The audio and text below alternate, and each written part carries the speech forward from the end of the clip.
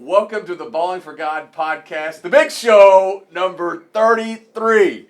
Hey, Russell does the intro and outro without me all the time, so we're just mixing up. Russell's in there chopping it up a little bit with one of the guests, so welcome to the show. Glad to have you. It's going to be a great show today. We've got several great guests. I can't talk. That's the first. But this should be a lot of fun. I'm Travis Severin, Russell Conwell, and Ballin4God. Here we are. I can tell you, here's our guest today. We're going to have Coach Dallas. Coach Dallas is Joel Dallas is the new head football coach at Anna-Jonesboro. Then we're going to have Zack Essex, who's the new basketball coach at Johnston City High School. And we're going to follow it up with a very big name in the area. Someone that's been talked about a lot in the last several weeks, but Tyler McConnell, who is the new DuQuoin Indian athlete. Tyler McConnell will be our last guest. It should be a great show. Should be a great show. And we're going to have a lot of fun with Ballin4God podcast, the big show, number 33. Russell is on the show now. Russ, glad to have you, buddy. I was letting Tyler McConnell out.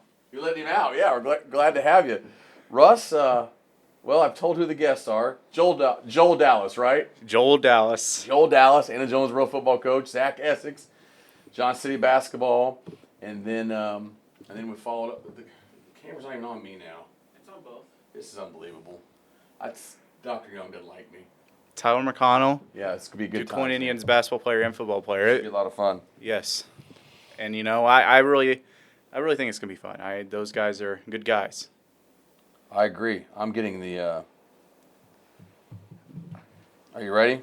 I'm ready. What's next? Are we on the All-Stars and Stitches trivia or the weeks? What are we on?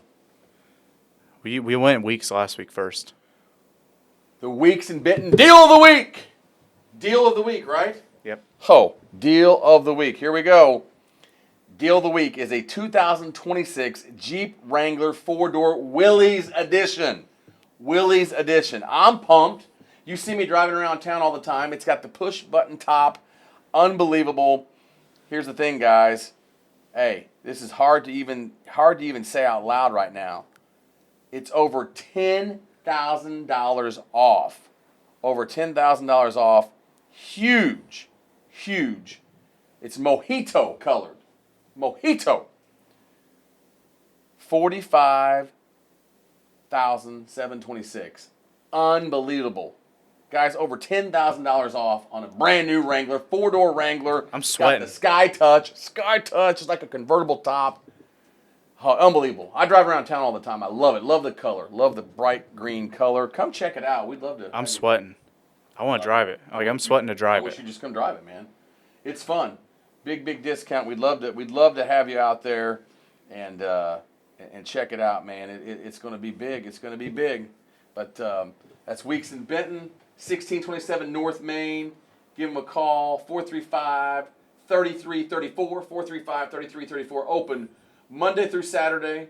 Monday through Friday open 8 to 5:36. On Saturdays, 8:30 to about 3. Weeks in Benton, 1627 North Main Street in Benton, Illinois. Great sponsor of the show, weeksinbenton.com. You can check it out. Obviously, I work there. I'm sponsoring the shirt, but a lot of great people out there. We got Weeks Polaris also. Go see Tyson Samples and Big J. A lot of Polarises. You can check out all of our inventory on weeksinbenton.com. And like I said, there's cars, trucks, SUVs, Jeeps, everything under the sun on the Polaris side, ATVs, side-by-sides, galore. Get 435-3334, man. Big sponsor of the show. But that Mojito Wrangler, it's parked out front right now, I guarantee you. That thing's bad. That thing is bad. Well, now we're moving on to All-Stars and Stitches trivia. Right. We can go many different directions with this. Anna-Jonesboro, Johnston City, or DuQuoin. Which one are you thinking? Let's go AJ. All Just right. to shake things up a little bit. Coach Dallas was the first guest. Let's go AJ. All right, so our trivia question for this week is how many playoff appearances do the Anna-Jonesboro Wildcats have all time? I mean, dude, they used to be a legit program. Oh, they were unbelievable for a long time. Yes, and so I'm hoping Coach Dallas gets them back. I think he will. I really do. Great guy. He really cares about those kids, you can tell. And I think he'll get that program back up and running like it was with the Coach D. He said he's not Coach D. Coach Detering, he was. I think they can get it done. And so the question is, how many playoff appearances do the Anna-Jonesboro Wildcats football team have? That's brought to you by All Stars and Stitches at 418 East Main. They get you done with hats, shirts. They get you some embroider if you need. Get you show them the cup. Obviously you don't have anything on there, but show them where they could put the Weeks and Bitten logo at. Put the Weeks and Bitten logo on this awesome Yeti cup. Or even the Wren Lake Cabins in the Woods logo on there. Cabins in the Woods on here. All Stars and stickers on here. That's the thing about All Stars. Wrap your vehicle. Wrap your vehicle. T-shirts, banners, signs, decals, trophies, medals, banners. If you can print on it, yeah. Big Dave up at All Stars will do it. Yeah, I know. They said come to the back, and he can get you a back tattoo, too. Back tattoos in the back, man. No, All Stars and Stitches. They make all the T-shirts you see us wear. What'd you call the color, Austin? Austin was harassing the yellow color. What'd you call it? That's popcorn yellow. Popcorn yellow. The summer colors, they've been big hits. The popcorn yellow and the pink have been big hits. I've seen people wearing them all over Southern Illinois. And, hey, All Stars and Stitches, big sponsor. Wren Lake Cabins in the Woods, All Stars and Stitches, 418 East Main. What's the phone number? 618-435-555-5555.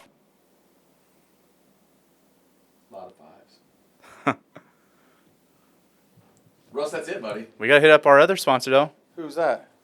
Wren Lake Cabins in the Woods. 618-927-0371. Wren Lake Cabins. Dude, there's like 100 cabins out there in the woods. The Youngs own them. Unbelievable. The cabins are Austin's amazing. wearing a shirt. Austin's wearing a shirt. You're wearing a shirt. I mean, They're supplying this place. they're supplying the hostage room.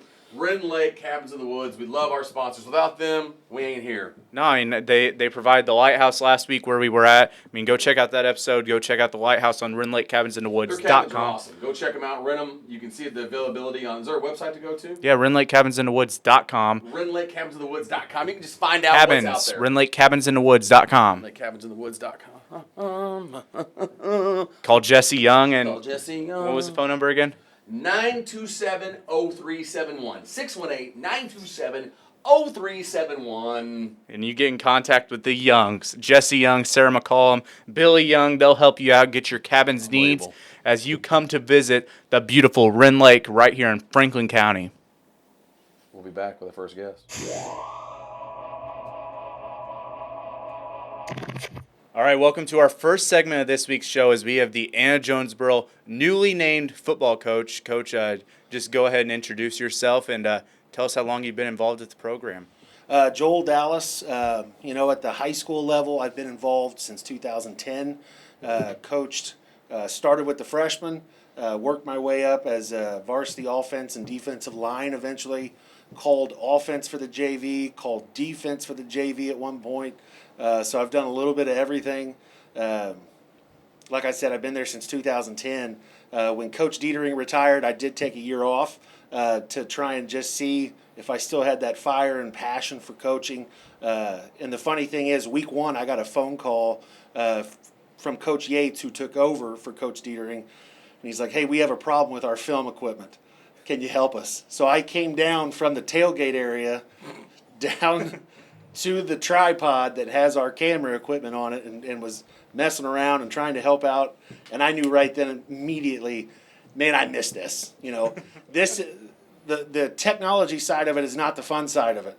But even that just kind of brought me back into it. And so I knew I'd promised my wife I would take the year off. And so I did.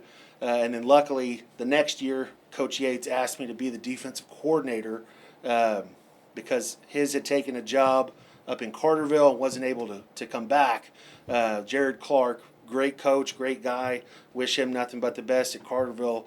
But, man, I miss him. I miss that guy. So, then, stepping into the head coaching role this year, super excited to get going, ready for the season to start. I was just thinking about this. That must have been tough for you to make that decision to leave the tailgate area, because having friends from Anna-Jonesboro and last year getting to hang out with the Richardsons tailgate when Benton played, you guys have one of the best tailgates of any high school. If you've not been to an Anna-Jonesboro football game at we still call it the Pit? The Pit. Still call it the right. Pit. I mean, your guys' tailgate is second to none. That's right. It's top notch. Top notch. We do it right. And that started Sometime in Coach D's tenure, people would park up there anyways and tailgate and do those things, but now you actually have to bid to get a spot. Wow. And so Awesome. we do that, and it's something special, like you said, visitors come down. I've heard The food's incredible. Oh, the so the good. atmosphere. I mean, the view from Anna-Jonesboro High School, because I know it hasn't gone the way you guys have wanted for the last few years. Sure. But you talk about a very imposing place to go. I used to always say, Anna-Jonesboro, the Pit, or Mount Carmel, two of the hardest places to go in. Just the drive in, the way it's set up. It's It's it was intimidating. home field. It was very intimidating. It was home field advantage for the Wildcats for generations. That's right. That's right. You got to get that back, right? We're going to try. That's right. We're going to fight for it. So, but you're right. The food, let's go back to that. Let's talk I'm about hungry. food real quick. We've had parents telling me, we've had opposing fans come over and say, hey, how much is this? It's like, we're not a How concession much stand. is this? We're- How about it's for a walking taco? That's right. That's right. So, and trust me, I've stopped on the Gator, been like, hey, can I get a brat real quick? So it happens. It happens. Yeah, I love that. I mean, it just brings a lot of culture to around the Sure. city, wouldn't you say? That's right. Yes. I mean, I will say this from my time playing at Benton and when we traveled to Anna. I mean, when you had to walk down that long path from the locker room, that was it's such a far walk. Oh, Far walk. I needed That's to walk right. down on the purpose, right? Maybe. Especially when it's a summer ball game. It's about Ooh. 97 degrees at kickoff, and August you're in your 21st, pads. hot. Yeah. Yeah, that's like the March of Death. I'm sure the AJ faithful have a name for it, but yeah, Russ, I'm thinking about back when you guys were playing, and that is a long haul to the sideline to the locker room. Oh yeah. Yeah. So obviously, in my opinion, I think Anna-Jonesboro. I saw a picture. This is like probably about a month after you got hired as the new head coach. I saw a picture, just an over the top view of Anna. This is back in the fall, so the trees were turning and everything. In my opinion, Anna-Jonesboro has the prettiest football field in Beautiful. Southern Illinois. They've done an awesome job, And I was telling you guys before the cameras kicked on, Wes Penrod takes great care of the field, and he takes pride in it. He's done it for a long time, and it's awesome when you have guys like that who care that much, So the program still has that culture. We just have to build it back again. Yeah. People want to see it be successful, and so that's what, since I've been named head coach, it's been awesome to see people reaching out, talking about it, building the excitement back. So, like I said, man, I can't wait. I can't wait for August 21st just to get out there in front of our fans, try and put on a good show, be competitive, and just try and fight for a win. Okay, I'm going to ask you this. I know it's tough. Talk about, because you want to win. I can tell. I mean, you're you're a fiery guy. I like that. That's my style. That's my lane, man. But talk about growing up, where you grew up, and then I kind of you asked me because some guys are always worried what I might ask them on camera and stuff. But thankfully, it's not live, so we can always edit if There we go. if something crazy happens. We'll just leave it on when people watch it. But I say that to say this. Talk about growing up where you grew up, Jonesboro, and then why take the job now? Because it's not the easiest task. Yeah. The river to river Mississippi is loaded. Yeah. You didn't come in when Brett Detering was winning. I mean, going to the semifinals at state. And I remember those days. I've seen those banners every time we play basketball there. That's My right. sons play for Benton. And I look at those banners and I say, look, there's a rich history in this town. Yeah. Just talk about that if you don't mind. Yeah, I was born and raised in Anna-Jonesboro. Grew up on the Jonesboro side of the railroad tracks. But the community was always there. I went to church with Anna kids, so the mix was there. And so growing up, I still remember when my brother played in the late 90s, and we weren't winning back then. And so my brother, Patrick, he went through 3 head coaches in his high school career. 3. Wow. I didn't realize there was such a revolving door. And that's what our seniors this year have. Yeah. I'm the 3rd head coach that they've seen. It's hard to win that way. That's right. And so what I want What I want is to build back just like Coach D did in the 90s. You know, you hate to say, oh, we've got to go back to this, but there was something he did right. And my brother, his senior year, was Coach Detering's first class. You know, and I take pride in that because those guys in the late 90s, my brother-in-law was one of those guys, they don't get the credit they deserve. Sure. Because the program could have easily folded. And Coach D and those guys who are nameless, faceless players don't get the credit they deserve for that. And so I remember going to games, the tailgate spots were open. Plenty of space to play around. You know, I spent many a night playing over in the dark by the shed, tackle football. You know, junior high kids just knocking snot Just laying bubbles. guys out. That's Just right. laying guys out. I mean, it was nasty football, and it was nasty The best football football in the game was played field. over there. You're right. You're right. And so when we came up through the ranks, you know, we had a lot of guys who were like, man, I've never played before, but we wanted a piece of that action. Yeah. You know, and so when we got our chance, you know, I was lucky enough, my freshman year, we made the playoffs, and the entire town went nuts. Yeah. What was your freshman year? 2000. Okay. 2000. Well, that's when the run started, man. That's when the run started. Jeez. Yeah. Wildcats were Everywhere. rocking and rolling. That's right. And so then my sophomore year, we did it again. So it wasn't a fluke. Yeah. And everybody was pumped up again. Then my junior year, we went ahead and made the Elite Eight. My senior year, unfortunately, I broke my right leg and wasn't the first game. It was my first play on the field. Broke my leg, and my senior year was taken away from me. But, you know, I always say God has a plan. Without that, I don't think I'm here now. Not that I'm thankful for it, but deep down, I know it changed my life for the better. But again, my senior year, even without me, those guys made the Final Four. You know, they pushed the program somewhere we hadn't been since the 80s, you know, and people loved You us. won the state title, right? That's Was that right. The last time That's right, yeah. you went to the semis in your senior year. Yep. Wow. Yeah. Talk about some of those guys. I'm just thinking back, man. Yeah. Do you mind? No, to go that's back to okay. those guys? Yeah. Well, Mike Chambliss was our quarterback. You don't have to name drop Mike just because the AD. He kind of sat He's been in on on the show interview. twice. I was going to He's been say. on the show twice. He's the one that convinced me to do this. So, It's third time he's been mentioned, right? Yes. but his brother Mark, The good athlete in the family, Mark. there we go. Hey, Mike could jump. And Mike, I tell you what Mike brought to the table. There was a Pinckneyville game our senior year where we weren't doing very well, and Mike had a big run. It's actually on one of the film or the little video we put out when I got hired. I thought when you walk in his office, he's just running on a loop. Oh Running yeah. on a loop. Hey, oh here's yeah. me. That's me. That was me. But no, you know, you had the Chambliss brothers. You had a guy named Bo Bennett who was our fullback who would run you over. You guys always had a good fullback. We tried. You always had We just tried. a That's truck right. back there. That's right. But my senior year, we were lucky enough. We had a lot of guys over 200 pounds who liked to hit. You know, so we had a really good line. I think personally, deep down, I think it was us. You know, but you know, at center we had Luis Gonzalez. He played for the Astros and played for the, He's no and the longer Diamondbacks. The Diamondbacks anyway. different guy. Different Luis. Different guy. I'll get us smart. He's no longer with us. Oh Lord, R.I.P. So- my man. Yeah. So he was one of my best friends.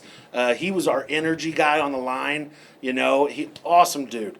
We had Nathan Bracken out there, who was about yay tall, but was just mean. Fire hydrant. Yeah. Adam Cunningham, who was tough. Just Larry Ledbetter, who was about 6'3", close. Sounds like a wrestler. Larry Ledbetter. That's right. And then one of my best friends still to this day, most of those guys are, when I see them, you know, it's like a reunion. But we had Andrew Crabtree. He does a lot of, I actually did a podcast with him, voice acting, which never thought I would do, doing it as a favor for him. So can I plug it? I don't care. Play The anything you want. Void. It's a Christian podcast. What's it called? The Void. The Void. The Void. All right, The Void. So if you listen to it, How do you find it? I think it's on Spotify and Apple, and so I play a dirtbag dad. So a little out of character, I think, I think. But yeah, it was fun to do and an experience I never had before. And like I said, when one of your brothers asks you to do something, even when you're 40, you do it. Oh, yeah. I've got to ask this because, I think that's awesome. At Benton, we have a lot of close guys. In my quarterback, Tiffin, I might have been coming off the bench, but I'd still do anything I could for him. We had a lot of guys, AJ Kins and Luke, so on. But anyways, I want to ask you, for you guys specifically, what was special about that group? What made you guys have that drive to go to the Final Four? And how can you bring that drive back? I talk a lot about the brotherhood. To us, there was nothing more important than us. We did everything together. As soon as workouts were done in the morning, we lifted in the mornings back then. Man, we all went to McDonald's together and sat together.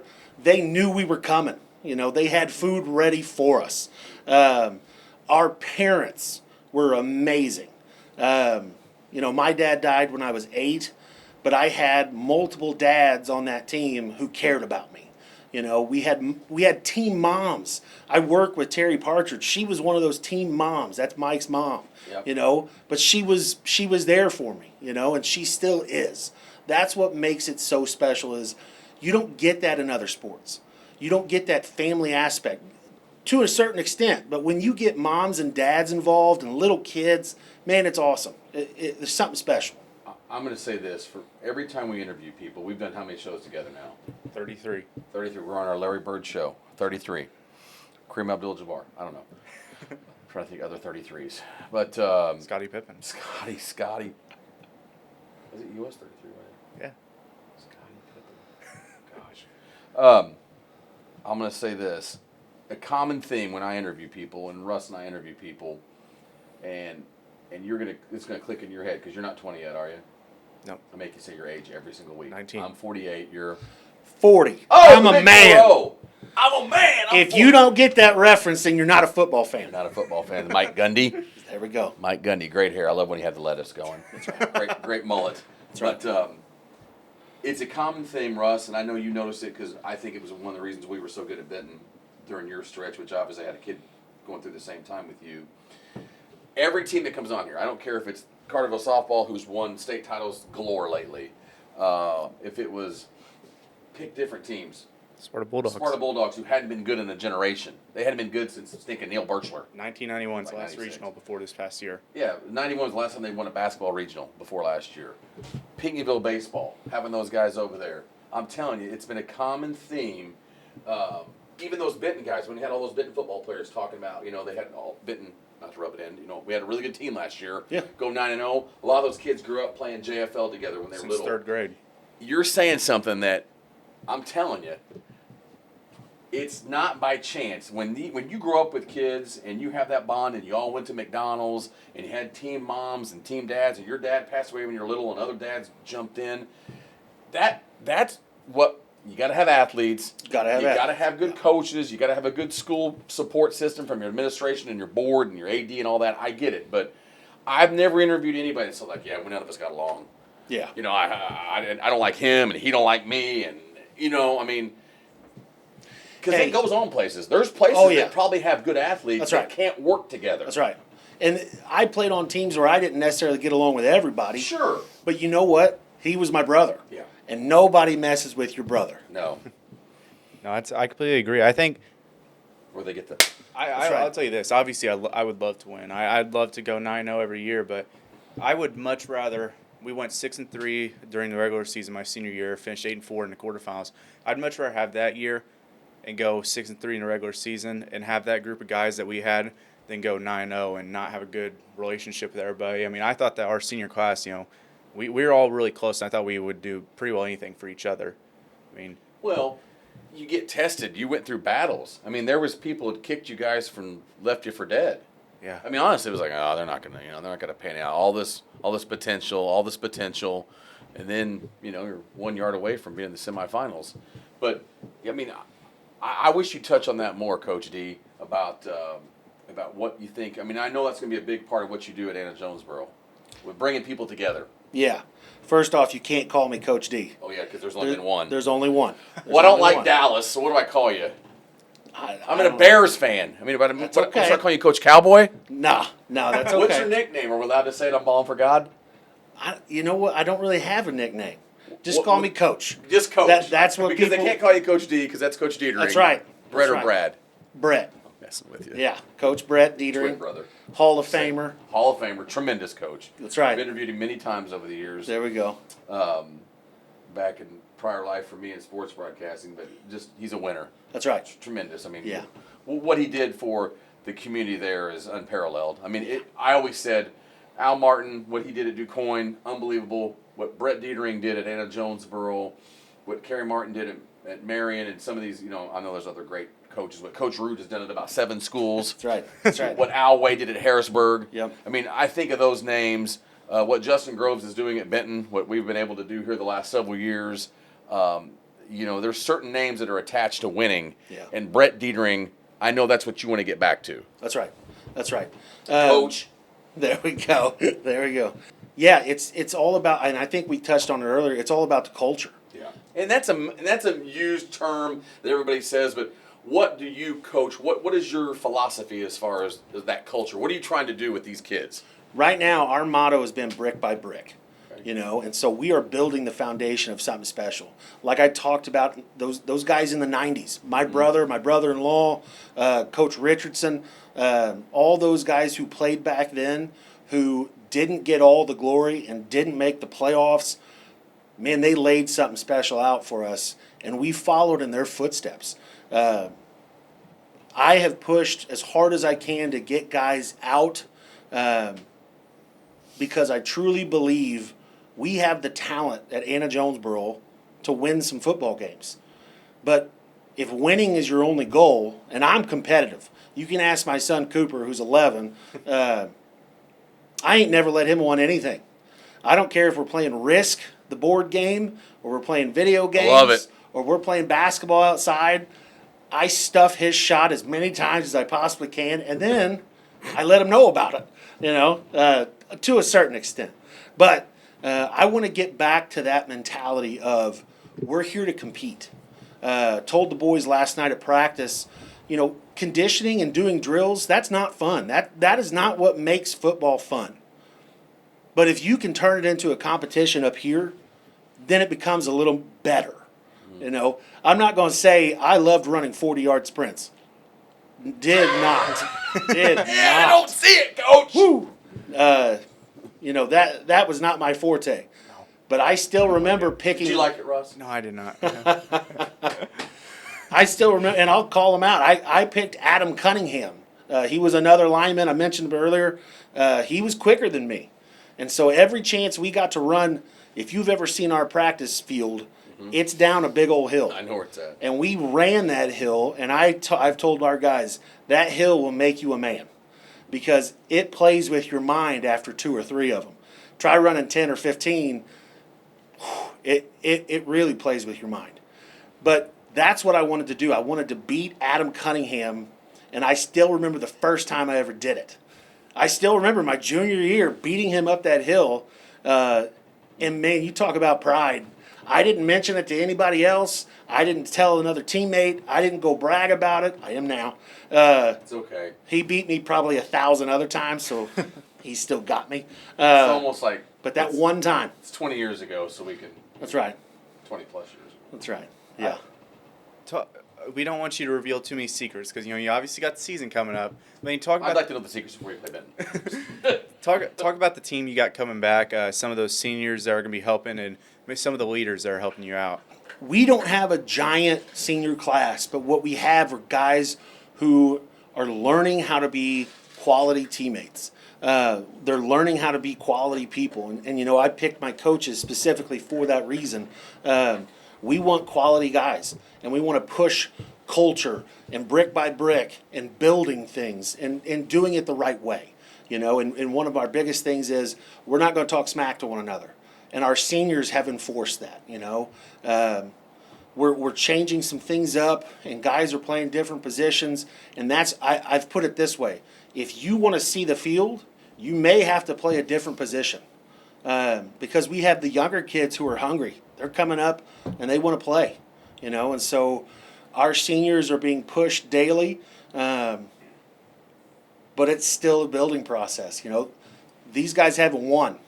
They haven't won anything, and we have to win each day. So in order to win, we have to redefine what that means. Have you got any kids to come back that maybe hadn't played the last few years? We've had a couple that have shown up. That I'm excited about. Still trying to get a few more. Those numbers can always rise. You want to name drop them on here so we can put them on the spot? And their address. I would love to. Jeffrey, you're playing this year, right? Jeffrey and Terry. Terry. Come on, Max. Come on, Max. There we go. No, there's multiple guys out there. Philip. We're trying hard, and our kids are trying hard to recruit. Yeah, good. I don't think they've burned any friendship bridges, but they're pushing it. And that's awesome to see. I think it's awesome just looking at how a program is built. I mean, brick by brick. I mean, obviously, it might suck a little bit going through those growing pains of growing the program, but I mean, at the end of the day, whenever you build that program finally, it's gonna be fun to look and see what you built. But I mean, looking back at what Coach D built back in the day, how are you going to just from your experience being around him, how are you going to build the program and shape it into what you want it to be? When I coached for Coach D, he gave me a specific role, and that was O&D line in helping coach the younger kids. But I think what I brought to the varsity level more than anything else was energy. And so I want our guys to try and match my energy. That means every day I have to be on. I shoot a text daily out to our coaches and tell them, you better bring the energy tonight in drills, because I am. Mm-hmm. And I genuinely say this. If I've had a bad day at work, when I get down onto that practice field and I see those boys and I see those coaches, man, it makes my day. It's the best part of my day, other than seeing my own family. But that's what we're trying to build again, is that family unit. And so when I see those guys, I told them a couple weeks ago when we were just having a conditioning, I had a horrible day, and I didn't want to take it out on them. And so I got there and made sure that everybody knew, hey, I'm not happy, but the effort and all the other stuff that we can do, that's going to make me happy, that we're going to get there, and we've got to get there today. And so since that point, I think it's been a streak of 3 or 4 weeks where we've had better turnout, we've had better effort, couldn't be happier with our guys right now. Would love to see more. Would love to see more kids come out, but we're going to go to battle with who we have, and I'm excited to see it. You talked about some of your seniors. If you don't mind, it's August 21st. You're kicking off. Tell me some of the guys we can look forward to seeing this year for the Wildcats. Well, we've got, and I want to make sure that I get their positions right, because we have changed a couple positions. Okay. So, and after that, if you don't mind, and this doesn't get enough play sometimes on shows. We get talking about a lot of stuff, but go through your coaching staff too. Okay. Yeah. I'll pull up a list of them too, because I got quite a few. It's fine. So it's like maybe we have like 90. Hey, that's a good problem. It takes that, man. It takes all those coaches. That's right. Great. You got those guys. Yep. So our seniors right now who've been showing up consistently, we've got Hunter Kraft, who's coming back. He was a leader for us last year as a corner, played a little halfback. He's a guy that would just fill in any role. He just wants to play. He has the goal of going to college to play. And so he's been working extremely hard. Corbin Hale is coming back. He wasn't a starter for us last year, but he plugged and got himself on the field a lot. And so he's going to be filling some vital roles on defense, I believe. Leon Patterson was a halfback for us last year. He's coming back. Max Ruddick is a lineman for us. He's coming back. He went both ways last year. Unfortunately, he got banged up a little bit last year, and I think he didn't reach his full potential, and I think he'd be the first one to tell you that, man, I was hurting last year, but he fought through it. So guys like that are just awesome to have on your program. Carson Smith, another guy who is feisty. He wants to win. He wants to be first in drills. Great leader for us. You know, he's going to find himself in different positions this year, and he's going to be uncomfortable. And that's okay sometimes. We got to try and get out of our comfort if you want to get better. J.R. Wright and Lucas Wright, don't get them confused. They look nothing alike. J.R. He's rhyming. I like it. He's spitting lyrics, so he's spitting bars. Spitting bars. JR is another hard worker. He's a wrestler. Wrestler. I'll say wrestler. Oh, yeah. He'll get after you, you AJ know. Football, AJ wrestling's good. Yes, that's right. Coach Hargrave has done a great job with the wrestling program and getting guys going. He always is begging me for football players, and I am more than happy to push our guys to play and wrestle and do all kinds of stuff. Hand in hand. Yeah, yeah. It's a concept. And then, of course, I mentioned Lucas Wright. He's a tight end for us and defensive end. Great kid, and looking forward to seeing him really have a standout year this year. So those are our seniors. Those are the guys that I'm looking to lead us, you know, to something special, you know. And it doesn't have to be a win, right? We always say, and I started this last year, we're hunting. We're going hunting. Well, hunting season starts soon. It does. You know, now, whether it's a punt, we're hunting for one punt on defense, or we're hunting for a turnover, whatever that hunt is, we're going after it, and we're going to try to win those small battles. Takes baby steps. That's right. I mean, you don't just go from not winning a lot to just not very often. It's rare just to, hey, we went 1-8 to 9-0 or whatever, you know. But I mean, that'd be best case scenario. yeah, I mean, you would take it, obviously. Oh, yeah. It wouldn't bother you. Who's quarterback this year? Do we know yet? Jace Holzhauser, he's a junior. Okay. He was our JV quarterback last year. Okay. Got some really valuable reps. Unfortunately, we didn't have a lot of numbers at the underclass level last year, so we did a lot of scrimmages. And so it was a controlled scrimmage, which we were lucky, you know, with our conference and our opponents. The fact that they would do that for us to say, hey, help build your program back, you know, that's what I felt. You know, so opposing coaches, you know, I can't thank the River to River and everybody else that we played enough for that opportunity last year, you know. And so Jace got those valuable reps at the JV level, and now he's stepping up as a junior to run this program. Who's your backfield? Backfield, we've got it's a slew of guys. You know, we try to rotate as many guys in as possible because they all want to play. Sure. They all want the ball, which is awesome. It's a good problem. So most of those seniors that I named, Hunter Kraft, Leon, Carson, they'll all be main fixtures. Nice. Yeah. Defensive coordinator this year is going to be Reese Barrow. He had helped out as a grad assistant. I'm pretty sure when he graduated from AJ, he went and begged his way on the SIU GA side. Well, not necessarily GA, but he was placing bags out for practice, you know. And so he's been up there for a few years just picking brains and learning. Lucky to have him come back down and help us out this year. So he's going to call defense. Nate Belcher.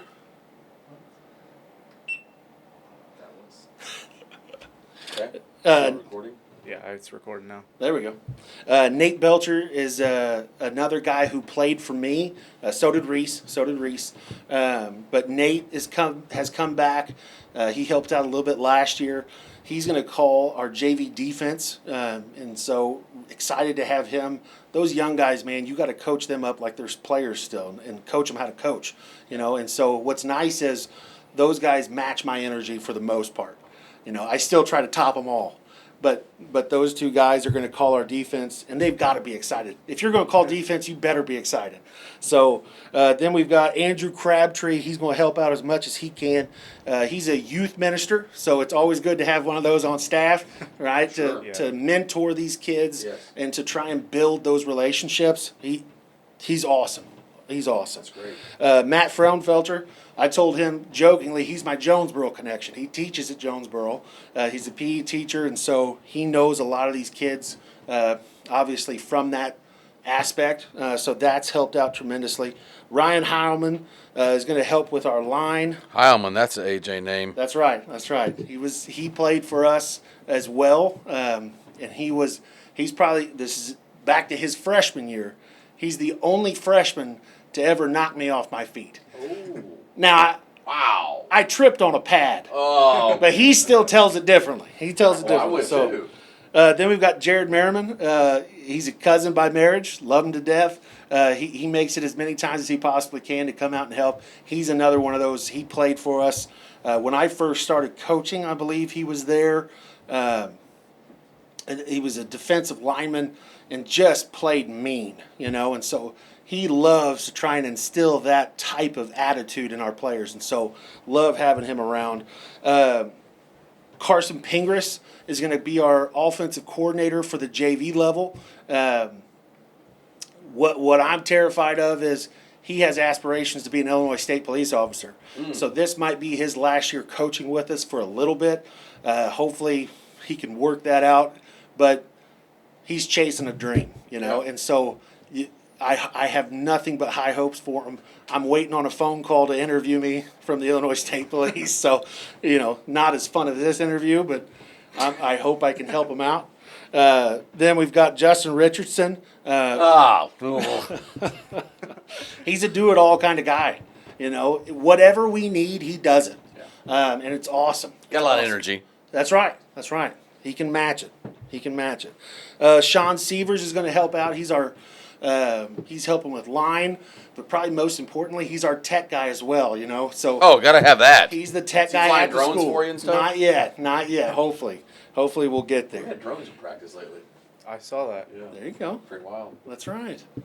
Clayton Suggs played at Lindenwood. He's from down south, so How far? I believe Mississippi. Okay. Clayton, if I'm wrong, I'm sorry. I think it's Mississippi. He's bringing some aspects that, are awesome. He's bringing that college level type of mentality Yeah. of. How'd you get him at Anna-Jonesboro? He fell in love. Hey, that's what it takes. Brought him to town. Nice. So, That's how we're getting AJ football back. Love. That's right. That was one of my first. That was in my interview. So you're right. Jace Turner and Parker Turner, they are brothers. Oh, yeah. They both played for me. I remember that name. Jace was Both an names, all-stater, excuse me. I believe. Yeah, he was a tremendous player. He was mean. He was tough. So did a great job as a fullback and a linebacker. Parker was a fantastic lineman. Really worked hard. Did all the things that you asked him to do. I still remember his senior year, COVID. So we played in the spring. And a lot of guys felt like their season had been taken away. But guys like Parker, he made the most of it. He went out there and fought his tail off. And that's all you can ask of kids. And then we've got a manager, Jacob Wells. Love Jacob. He brings some energy. He's got a wristband this year with the number 1 on it because we're hunting for one. Okay. We're going back to it all. And so he wears that just about to every practice. Like I said, the energy that he brings, his younger brother, Blake Wells, is a freshman for us. And so, you talk about being excited to be out there. It's awesome. Russ, before you ask this next question, I either want a wristband from Anna-Jonesboro football or a brick. I want a brick. I will put a brick in here for AJ football. I'll tell you right now, when I took over as the offense and defensive line coach, a brick has 6 sides. Mm-hmm. If you had 6 wins, you made the playoffs. I love it. Back in the day. Sure. Now you have 2. No, I'm just kidding. Yeah. 4. Let's not talk about that. We're not getting into the playoffs. No, that's okay. But the lineman would carry a brick, and every win, awesome. I painted one side blue. I love it. So if we had a full blue brick, we punched our ticket to the playoffs. You got one somewhere? It's coming back. I want a brick in here, man. I got you. All right. Got you. I'll put it right here. They come from my yard. I love it. I find the dirtiest, nastiest brick I can find. It's football. And we talk about it. Yes. That's right. That is awesome. It's life, man. That's right. I wish more schools did that. That is an awesome thing. I love the brick idea. I know this.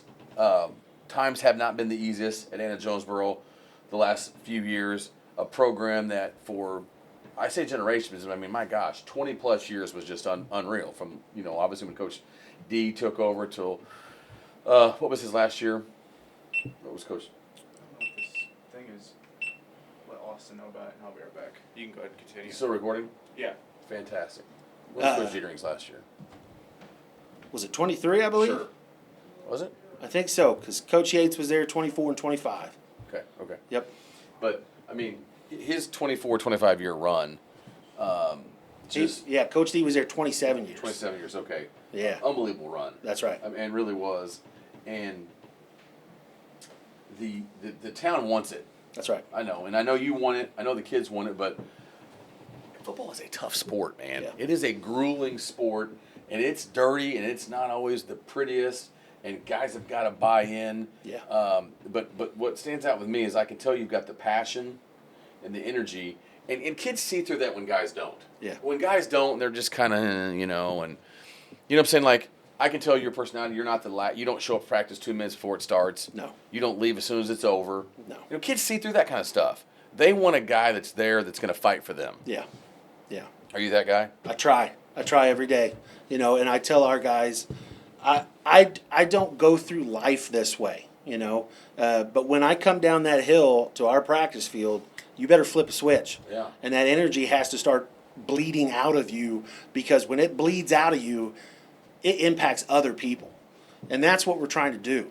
If one guy can get excited about making a big hit, then the next guy wants to hit somebody too. It's contagious. It's contagious. So that's what we're after. What are your numbers like this year? Right now, Freshman through senior, what do you think right now we're sitting at about 37. 9 through 12? 9 through 12. Okay. What was it last year?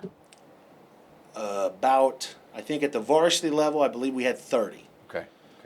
So we were about the same. We had 34 last year, I believe, or 35. But you know how it is. When you start winning again, all of a sudden there's 45, there's 50, there's, Yeah, But I will say this too, if you've got the right 37, then that's all you need. that's right. Russ, I asked 14 straight questions. You better ask. I want to ask, you mentioned to me before the show you're a little bit nervous, but talk about going into this football season. I mean, it's July 29th today, August 21st, kickoff against the Harrisburg Bulldogs. Talk about, getting to play the Harrisburg Bulldogs, first game of your career as a head coach, and kind of what you're going to prepare for this last month. We've got a lot to put in. It's more than just an effort. It's X's and O's as well. I think there's a lot of teams in our situation right now. But what makes this special is more than it just being my first time out there. I told our guys the fun starts when the pads go on. And so we're trying to develop that relationship and all those other good things that go along with it. But, I mean, your question, right, it's hard to answer. I've never been here. I don't really know the every step that I have to take. I'm just doing it my way. And I call Coach Detering all the time, probably annoy him. I'm sorry, Coach, but kind of a legend in my eyes. So I also call Mike Chamness and Mark Chamness and all those guys that I know care about the program. And so, what was I'm rambling. I was just talking about, going into the first game of the season against the Harrisburg Bulldogs. Okay. What's kind of the excitement behind it and everything? I think the excitement behind that, playing the Harrisburg Bulldogs, is they're a good team. Yeah. Everybody's talked to me about how good they're going to be. They got a good group. Yeah. The nice thing is nobody's talking about us. Flying under the radar. There we go. That's my hope. So we've got a lot of guys who are hungry to make a name for themselves. We've got a few guys who want to go try and play at the next level. And so I'm telling them, this is not just an individual sport where you can go out there and do someone else's job. But if you go out there and you get 10 tackles doing your job, you've helped the team. If you go make 10 tackles, but you're not covering your spot or your area or your gap, eventually we're going to get found out. And so we're trying to get 11 guys to play as a unit and work together to make something happen. And so when we go out there against the Harrisburg Bulldogs, we just want to put on a show. We want to go out there and play as hard as we possibly can. And so that's what we're excited about. Are you talking to Casey McCommons recently? It's the defensive coordinator. He's always talking about you got to do your job no matter what. I mean, Even if the play is going way over here, you still do your job. That's right. That's right. I think a lot of excitement has to be there, especially it's first game of the season against Harrisburg Bulldogs, and I think I don't know. You got the Harrisburg Bulldogs, and who you got after that? I mean, Chester. Chester. I mean, they're The Yellow Jackets wearing orange. you guys haven't played Chester in a while, have you? It's been a while. It's been a hot minute. Okay. That's an old conference. That's going back. That's right. That's right. And you talked about how great the pit is. Yeah. Chester's Field. Oh man. my gosh. That yeah. atmosphere We played there. down in the Oh, yeah. bowl. I mean, Yeah. Man, it reminds It's me a of long the pit drive. a little bit. River Rats. River. Rats. I tell you what, I went to a game there a few years ago, Chester versus Waterloo. That game went down to like the last play, and it was a great game. 35. Great atmosphere. Yeah. A great Yes. concession stand. I'm just going to say this There we right go. now. Do you play at Chester? We play at Chester. Great Oh, my. concession stand. I remember when we were there a few years ago. Your sophomore year, we were there. Oh yeah, we won by a couple. We did. We won by a lot. A few touchdowns. Yes. That was with White Upton. It's Man, Lucas those guys Wilson. That was a good were class. brutes, man. Jacob Kinsman, those guys were. But now we're getting to the latter half of this. Yeah, the latter part of the because And we're getting to the most important question. This is seriously the most important It's the question. most important question the whole day. I mean, You better bring your energy for this. Here we go. Canes or Chick-fil-A? There's a problem. There's a Why? problem. You eat both? I ain't never had canes. Oh, that's okay. That's okay. I'm willing to give it a try. You got some? We wish we did. We could give it to you. Yeah. That's on you. I know. You should have brought it. I'm sorry. You can't ask a question about food and not have any We food. should have. Hey, we got Doritos. We have Doritos still. There we go. There we go. That's How many something. bags of Doritos can you eat? A lot. A lot. A lot. I love the answer.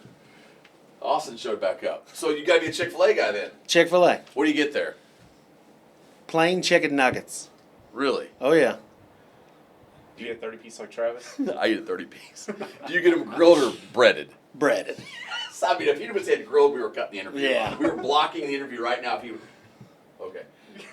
So you get them with fried. I like. Oh, yeah. I feel better. I mean, someone tried to like baby it the other day and say bread. I'm like, dude, they're fried. That's Just right. say they're fried. So how many did you get? 30 like I do, or did you get like a 10 or a 12? Probably 10. What? Yeah. What's wrong with you? I like the fries, man. I do too. So I fill up on potatoes. Do you take the sauces like me and just?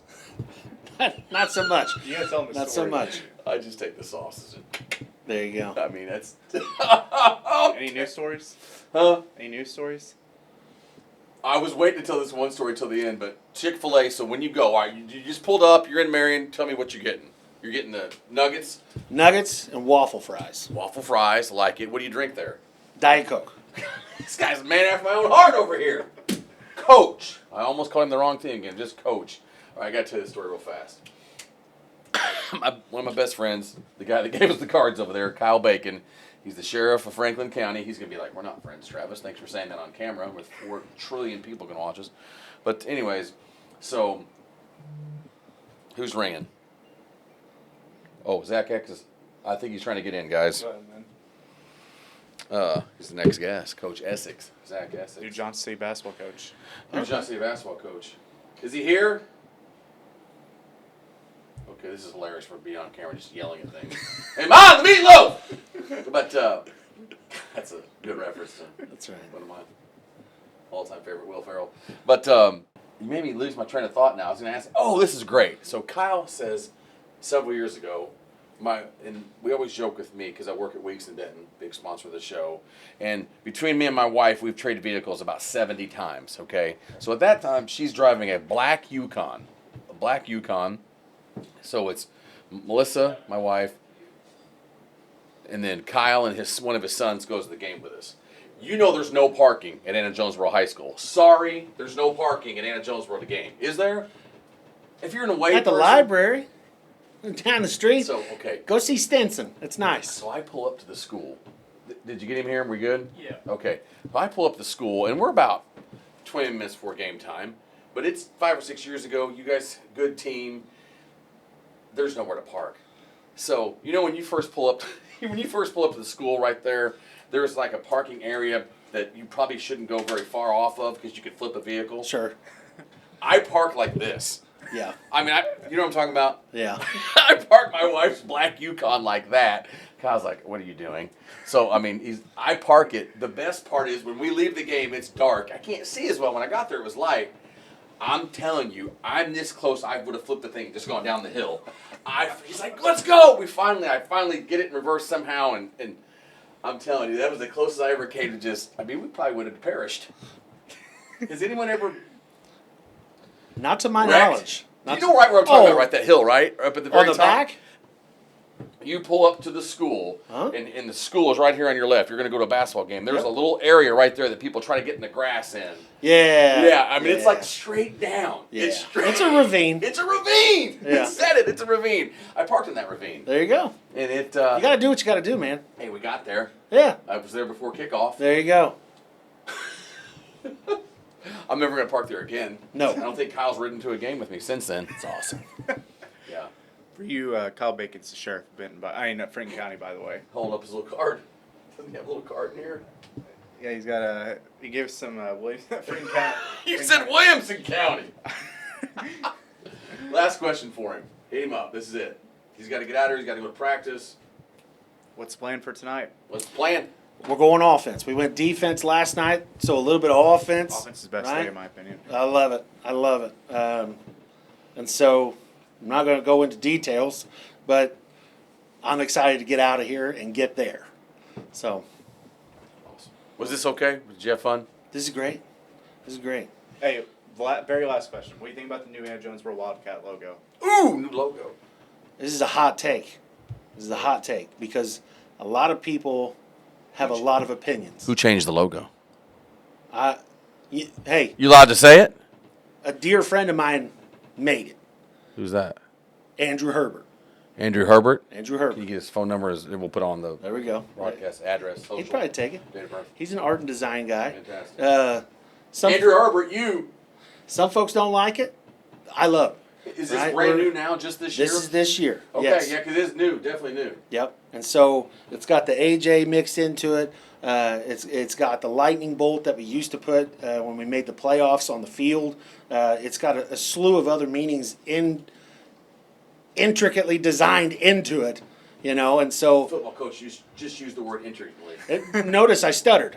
I did too, trying to say it intricately. But to me, it has a lot of meaning. It's uniquely ours, Yeah. and that's what I think the folks behind it wanted. It is ours. It's not, everybody has a Wildcat head or a Wildcat logo. Russ has it in his bedroom There we go. on a stick. It's just the UK. There we go. UK, right? We could have easily borrowed someone else's, but this is ours. Yeah, It's unique. I love it. I honestly right. love it. Like when I saw them and I saw the meaning behind everything. I mean, I could see the A and the J right now. That's Like, right. I think it's really cool. I think it brings a lot to the town, and I'll tell you this much. I see a Q and a Z. Just kidding. I see it. I think that video that they made for you was Is just the dress red or was blue? just awesome. Oh, what's the video? What's he talking about? There was it was a It was a hype video. It was about three minutes and change. My coach Andrew Crabtree is a video guy. Knows how to do all of it. He makes a podcast. We know the voice. He does ads. What's the voice? We know. We know his podcast. That's right. That's right. That's right. We stopped and listened to it in between takes. Yes, we did. Uh, we did. I did a great job, by the way. So, I forgot what we were talking about. That's the second time. That's the second time. Hey, talking about the video. Talking about the video. What There we music go. was used on your hype video? I don't remember. I don't remember. I personally, I watched it one time because I don't like watching myself.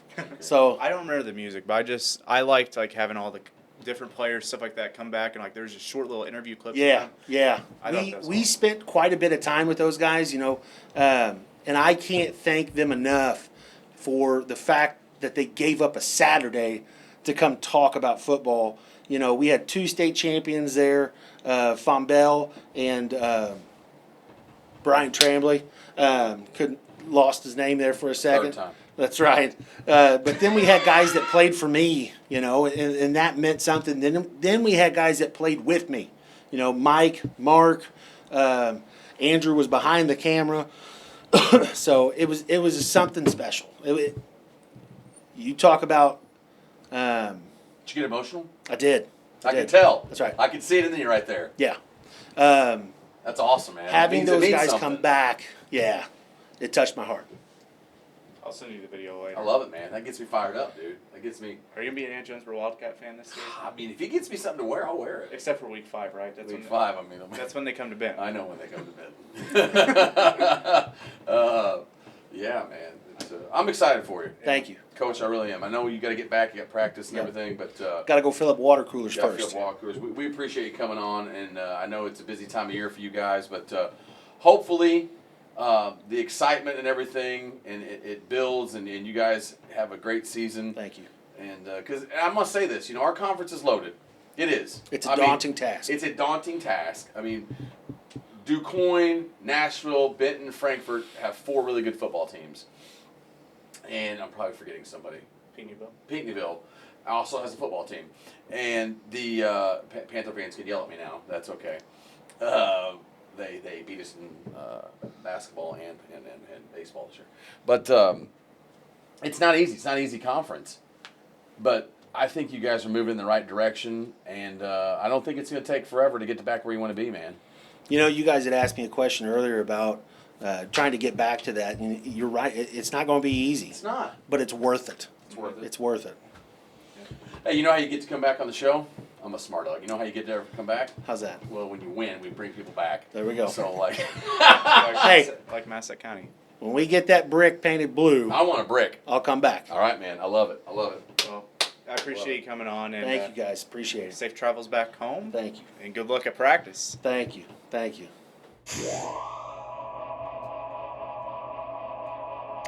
All right, welcome to our second segment as we have Zack Essex here, the newly named Johnston City boys basketball coach, previously at Galatia. Where else? And just go ahead and introduce yourself. Tell us where you were at prior to all your coaching stops and everything like that. Man, I've been in I'm everywhere, influx. I've been in a lot of places like a traveling nurse.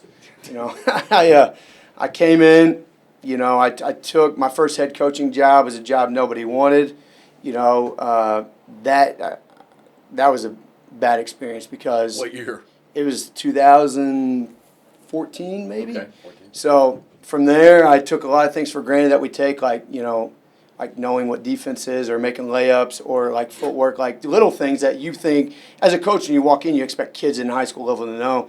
I learned more that first year, but I'm a student of the game. So after that, I came back home. I was up in like central Indiana, like the Martinsville area, and came back.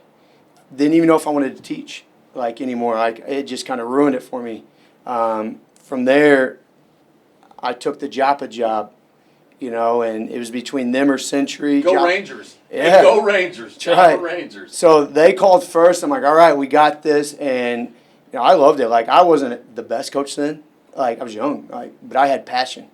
And we won off passion. First year, we didn't have a winning season first year, but year 2, we had a winning league. We won 18 games our second year there, and last guy to win there was Steve Webb, 97. Wow. And since I left, Steve Webb. There's pull that one out of the hat. I know, right? And we had the best, and it wasn't because I was a good coach, it's because I held them accountable, I was passionate, and I was able to be it was weird because I was in my late 20s, be a fatherly figure to a lot of these kids. Sure. And I took it, I loved it. And we did everything together. It was the culture was there. We were built to win a lot of games for the next couple years, and held the wrong person accountable in PE and got pushed out. So that's how that worked. And then from there, I went up north back to Peoria area. I just always thought basketball was just bigger up there. So I went up there for another time, and it was a place called Lakin Midland Varna. Another place where not a lot of people have won at. They've had some recent success, but when I was there, I think they won 6 games the year before. My first year, we won, 3 more than what they did, but in year 2, everybody came in injured. It was we had our backs against the wall from the get-go. From there, that's when I went to Pinckneyville. I was like, I'm going to be an assistant. I'm going to learn under some Hall of Fame coaches, and went to Pinckneyville and did learn a lot. It was tough. It was hard-nosed. I loved it. Learned 2 years under Wagner, and then from there, COVID hit, and I was on the move again. Went there always wanted to teach in Cairo. call it what it is, but I've always loved those kids since I was at Joppa. Like those type of kids, I just always had a heart for those kids in that community. Went there during a time where I was in a crossroads of coaching. Was an assistant at Meridian when we had Gatewood Jr. We had those guys. Ronnie G. That's right. Just filling it up. Just He filling was, it he was up, a beast. man. The Wow. the spin bump finish, like, you know, he was I a love it when he dog. played the BIT. I mean, those games were must-see games. He in was the BIT. he was a dog. You know, we Sure had talent. You know, and from there, you know, Fehrenbacher got the job at Harrisburg, and he gave me a call, and I'm like, I was in the running for some head coaching jobs then, and nothing worked out the way it was supposed to. God has a plan, and I ended up at Galatia. You know, teaching at Galatia, coaching at Harrisburg. I was with Andy for a year, and then midway through the year, our admin at Galatia is like, hey, we want you to be the coach. Like, would you do it? And I was like, I'm not doing it without, you know, Fehrenbacher's blessing. And he gave me his blessing. You know, I had an option to go there or, you know, a couple of other options that were open that year. And I fell in love with those kids. And, you know, you teach there before you coach there. It's easy to create those relationships and establish. And they had a rough go about. A lot of talent, great kids. Have never really had like that coach who could, you know, dig in for them, work as hard as they work for themselves. And I came in and I set the tone early, you know, after Harrisburg and went to Galatia. And I was there. I've been there for the last, this will be my 5th year teaching there. You know, and my first year, I'll kid you not, like, I looked at our kids, I told our admin, I'm like, I think we have enough talent to win 20 games this year. I looked at our schedule. I know what everybody else has because I'm a basketball lifer. And I knew what we had, and I'm like, we're a diamond in the rough. Like, we are a present yet to be unwrapped. They laughed at me. They're like, hey, take it 1 year at a time. We won 21 that year, and I rub it in their face every time I see them. And then year 2, we win 23, which that's really where I guess my coming out party is like, okay, who's Zack Essex? Who's the Galatia Bearcats? Like, you know, we put respect on the program, and you know, this upcoming year I'll be Johnston City, you know, bigger program. Finally got a chance at a bigger program back at a football school, back to where, you know, there's more resources, more athletes to choose from, but also just a bigger pool of just being able to do things and just another chance to prove myself. You know, I've always had that like underdog. I like it. You know, and so that's in a nutshell. That's where I've been. I've been in a lot of places. You know, Galatia's been the longest, and hopefully Johnston City is the end. You know, it's close to home, and family's here. You always say because Russ has to rein me in, but you always say because of copyright or infringement stuff, I can't play the when we actually edit this the video. When it comes out, what day will this come out? Tomorrow. All right, so when it comes out, we can't play the Johnny Cash song. I've been everywhere, man. I'll have to play that. I don't know. I will tell you, I think Galatia is my favorite stop for him. Well, yeah, because Russell's got family in Galatia. G-Town, baby. I'm a Galatia guy. That's a lot of people. Did your dad go to Galatia? My dad went to Galatia. My grandpa's from Galatia. My great-grandpa's from Galatia. Basically, my whole family's from What's Galatia. the last name? Russell. Leon Russell is my grandpa. Leon Russell. Really? Yeah. So, Dakota. Yeah. It's my cousin. Hey, listen. If Here we go. Dakota would have taken basketball as serious as Tedeschi did, you would have had 2 Tedeschi's because Dakota was I agree. so naturally talented. He was the best player in the school. We won 60 games in 3 years, and he was the most talented player that I've ever had a chance to somewhat coach. And he doesn't like rules. You know, Dakota. I love Dakota. Me and Dakota are close.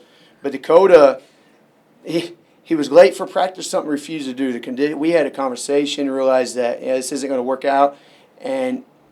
And I'll say this because I'll tell it to his face, but like, you know, when Dakota and I we parted ways, like the kids knew how talented he was, and they're like, okay, this guy means business. And honestly, Dakota did more for my program at Galatia than he'll ever understand. And I was actually thinking about this the other day, and I'm like, I'm gonna one day tell him this, so maybe he'll listen to this. And I'll send it to him. yeah, so I was like, Dakota, you know, because of just rules, and Dakota was his own man. Like, you know, he's a father now. He's making it in the world. He's successful. He's working at General Tire, like just living the family life. But in high school, Dakota's going to do what Dakota wanted. And if you told Dakota to do something that he didn't want to do, he's not going to be argumentative. He's just not going to do it. So we had to part ways, and our kids, We're like, okay, he means business. And I use that every year to my team. I'm like, listen, you guys have no idea how talented a kid named Dakota McFarland was and how good of a player he was. And I always describe him as like another Tedeschi, except he didn't study the game like Tedeschi did. I was like, but talent-wise, natural, like the kid was talented. And I go, if we're willing to part ways with a player that talented for the betterment of the program versus a few extra wins in a year, like, you guys don't stand a chance, so you better, like, it's a buy-in thing. Yeah. Anybody who knows him, like, our kids are like, okay, this guy means business. But no, I love that kid. He's awesome. Did you know this? Yeah, I was talking to Dakota around that time. Me and him were used to be really, really close. But yeah, I know all those guys on that team. It was awesome to see what you did at Galatia. I mean, like, seriously. I mean, Cameron Miller, Eli Hankins, all those guys over there. And now I'm, of course, forgetting everybody's names, even though I say I know all those guys. But I was so happy to see that, you guys made it to a regional championship. You had back-to-back 21 seasons. It was just a fun thing to see as somebody who's over from that area to, now on an outsider's perspective. I got to go to a couple games, and it was always fun to go over there. Yeah, I remember you guys were at the Ziegler tournament and the championship, and our kids aren't used to cameras, and they're not used to, like, interviews. And I was like, guys, listen. I go, this is what you asked for. Yeah. And this is what you always wanted. And now you're getting the publicity, and you're the only championship game right now at this time, this day. And there's going to be people here that you're not used to seeing. I was like, go out and ball. It's your time to shine. Zach, I know you're a student of the game. I know you put a lot of time into basketball. And before we were on camera, you talked about something, and I want you to kind of touch on this. I know you're a highly energetic guy. We just had Coach D on here. No, I can't say that because he said only Coach Detering can be called that. Coach Dallas on here, the new Anna-Jonesboro football coach, and he had a ton of energy. I love energy. That's just how I am, man. It's in my blood. I like it. But talk about how you've harnessed you talked about the chip. Talk about how you've kind of harnessed that to get where you're at now. Well, I mean, you grow up poor, and I grew up in the housing. In West Frankfort? Yeah. My mom still lives there to this day, and knowing that one thing she taught me is if you want anything in life, you got to work for it. Your last name, like, is not going to get you there. You have to work hard. So, once I realized that, like, okay, you work hard, you earn money as a teenager. You work hard, you get what you want. You work hard, you become, what you couldn't become. And I'm the first kid in my family to ever go to college. First, there's a lot of firsts. Like, I was the black sheep in the family. Like, my brother, most talented, most, educated. Like, he's the smartest dude I've ever met in my life. But he didn't make all the right decisions. So I just learned from his mistakes and realized what road he was going down. When I was in second grade, Miss Debbie Ritchie, you know who that is? I do. Debbie Ritchie talked to my mom about holding me back because me and this kid, we were double trouble. She This kid saw in jail now, probably. 5 of my top 6 friends growing up went to prison, and I got held back and found sports. So That's a blessing from God. Yeah, and so I used to go down the street, and there's this guy named Gene Fox. You guys know the name? That name sounds First familiar. Christian Church in West Frankfort, Yeah. Gene Fox, and he lived. I had to cross his yard. Like, us kids, we don't care about people's yards when we're growing up in the projects. Like, we didn't even think, like, okay, maybe you shouldn't walk. Like, nowadays it's different, but back then we didn't think twice about walking through somebody's yard. But we'd go to the park because it was right next to the park where the housing was, and that's where I'd go play. But we knew when the older kids were there, we couldn't play. And this old guy's like, hey, you guys can play here all you want. Well, that turned into a mentorship. That turned into, and we had no idea. He was a preacher. Had no idea. But that turned into him just breathing life and wisdom into us. And I was probably the closest to him. Like, I was a pallbearer in his funeral. And his middle name is Eugene. Like, if that tells you, like, the influence. And he put a, like, calling, like, just a purpose on what we were doing and taught us right from wrong. And, like, we didn't want to upset him. Like, this guy, like, you know how many windows we broke on his garage door that we didn't understand, like, and all he did is make us, like, put boards up when we'd shoot. And I grew up, and that rim to this day is in my office. Like, it stays with me. But yeah, that's Powerful, brother. Yeah, so, like, you grew up poor, and then you go to college, the first one to college, never experience it. So I made a lot of wrong decisions. I was like Van Wilder in college. I stayed for 8 years. Like, I stayed forever. Like, I didn't want to grow up. Like, I enjoyed it. Like, hey, I was working a ton, 60 hours a week. Like, I wasn't doing your normal, like, hey, let's party all the time. I was like, hey, let's work 60 hours a week, stay in college, not grow up, not have responsibilities. And it took me forever. I'm 48. Can I go back and do this? Yeah. Like, and so when I first started teaching, coaching, like, you know, I realized that you go back into the bottom of the pecking order and having to work your way up, you know. And like I said, I didn't fall back in love with basketball until I got to NSOE, where I had to be an assistant. And there I was like, I'm going to get respect. I'm going to work. And I spent hours upon hours of just behind the scenes of just growing and understanding the game. I didn't understand the game as a player. As a coach, I'm just thinking like, man, like, what if I knew what I know now as a player?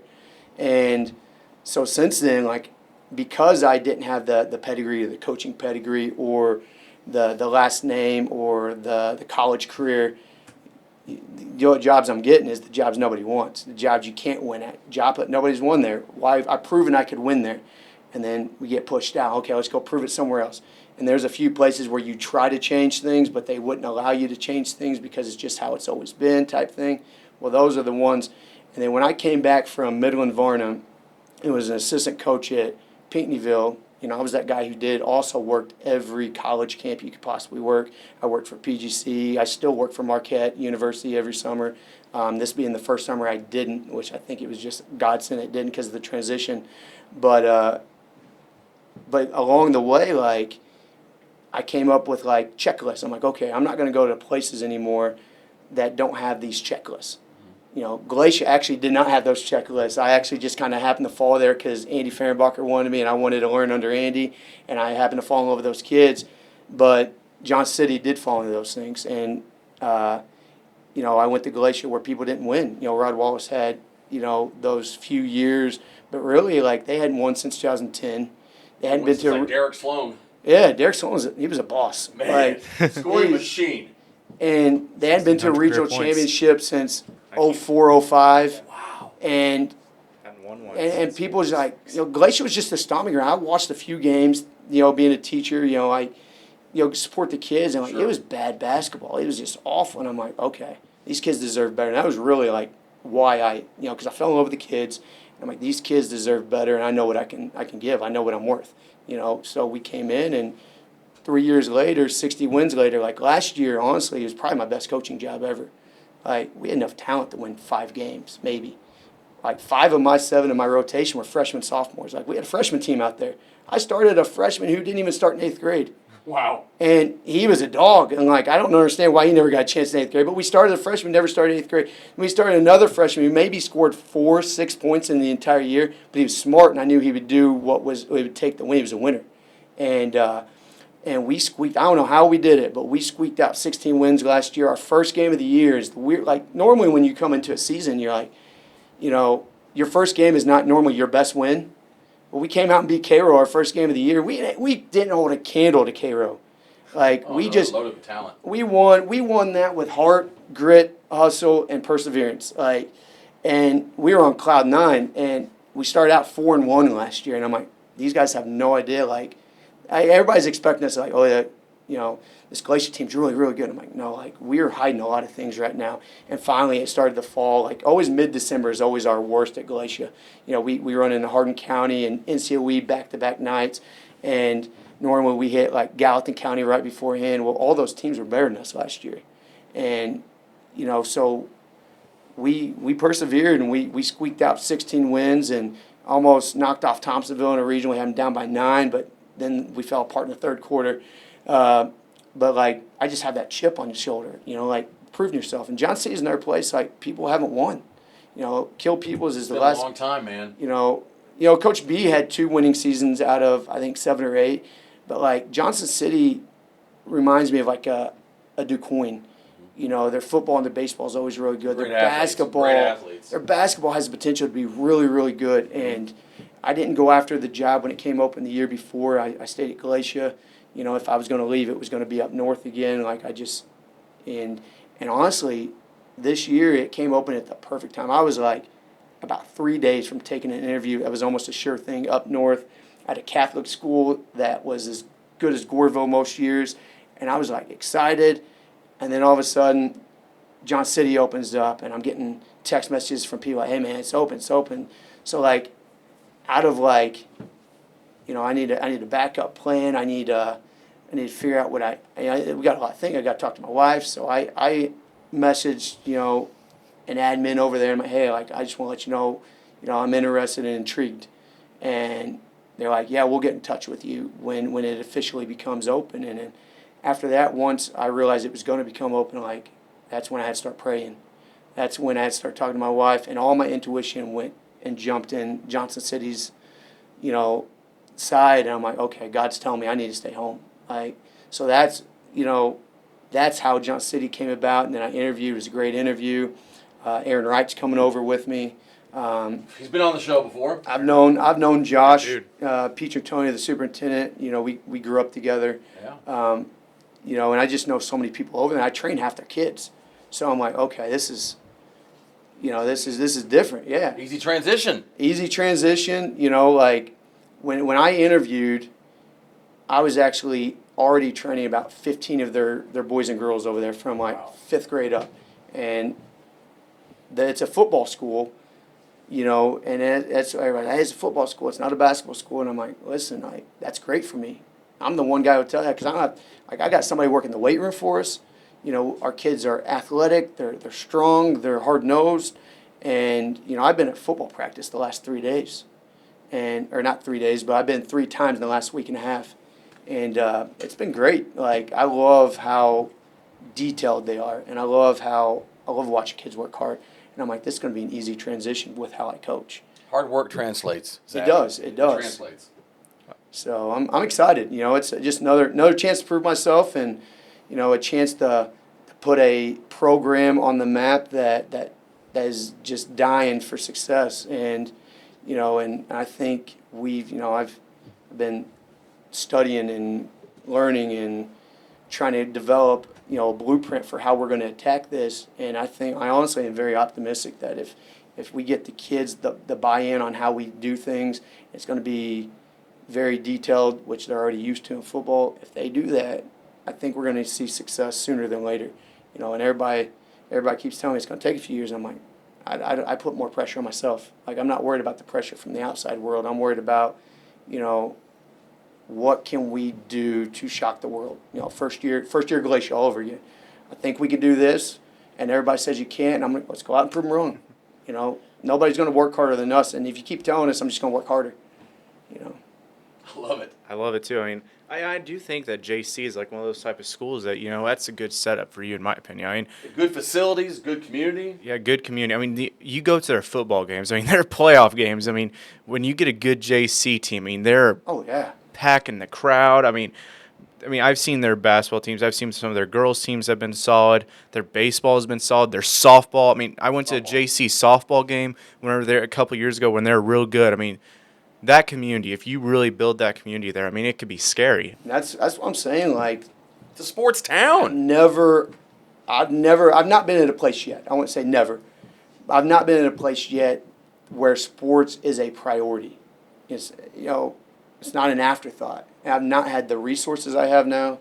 I've not had the support I have now. And I've had support in the past, but with everybody all in the same bus, all in the same boat, like I'm overwhelmed. I'm used to doing things all by myself, and fighting to get. And they're like, oh yeah, you can do this, and this. Oh, by the way, there's stipends for this. There's grants for this.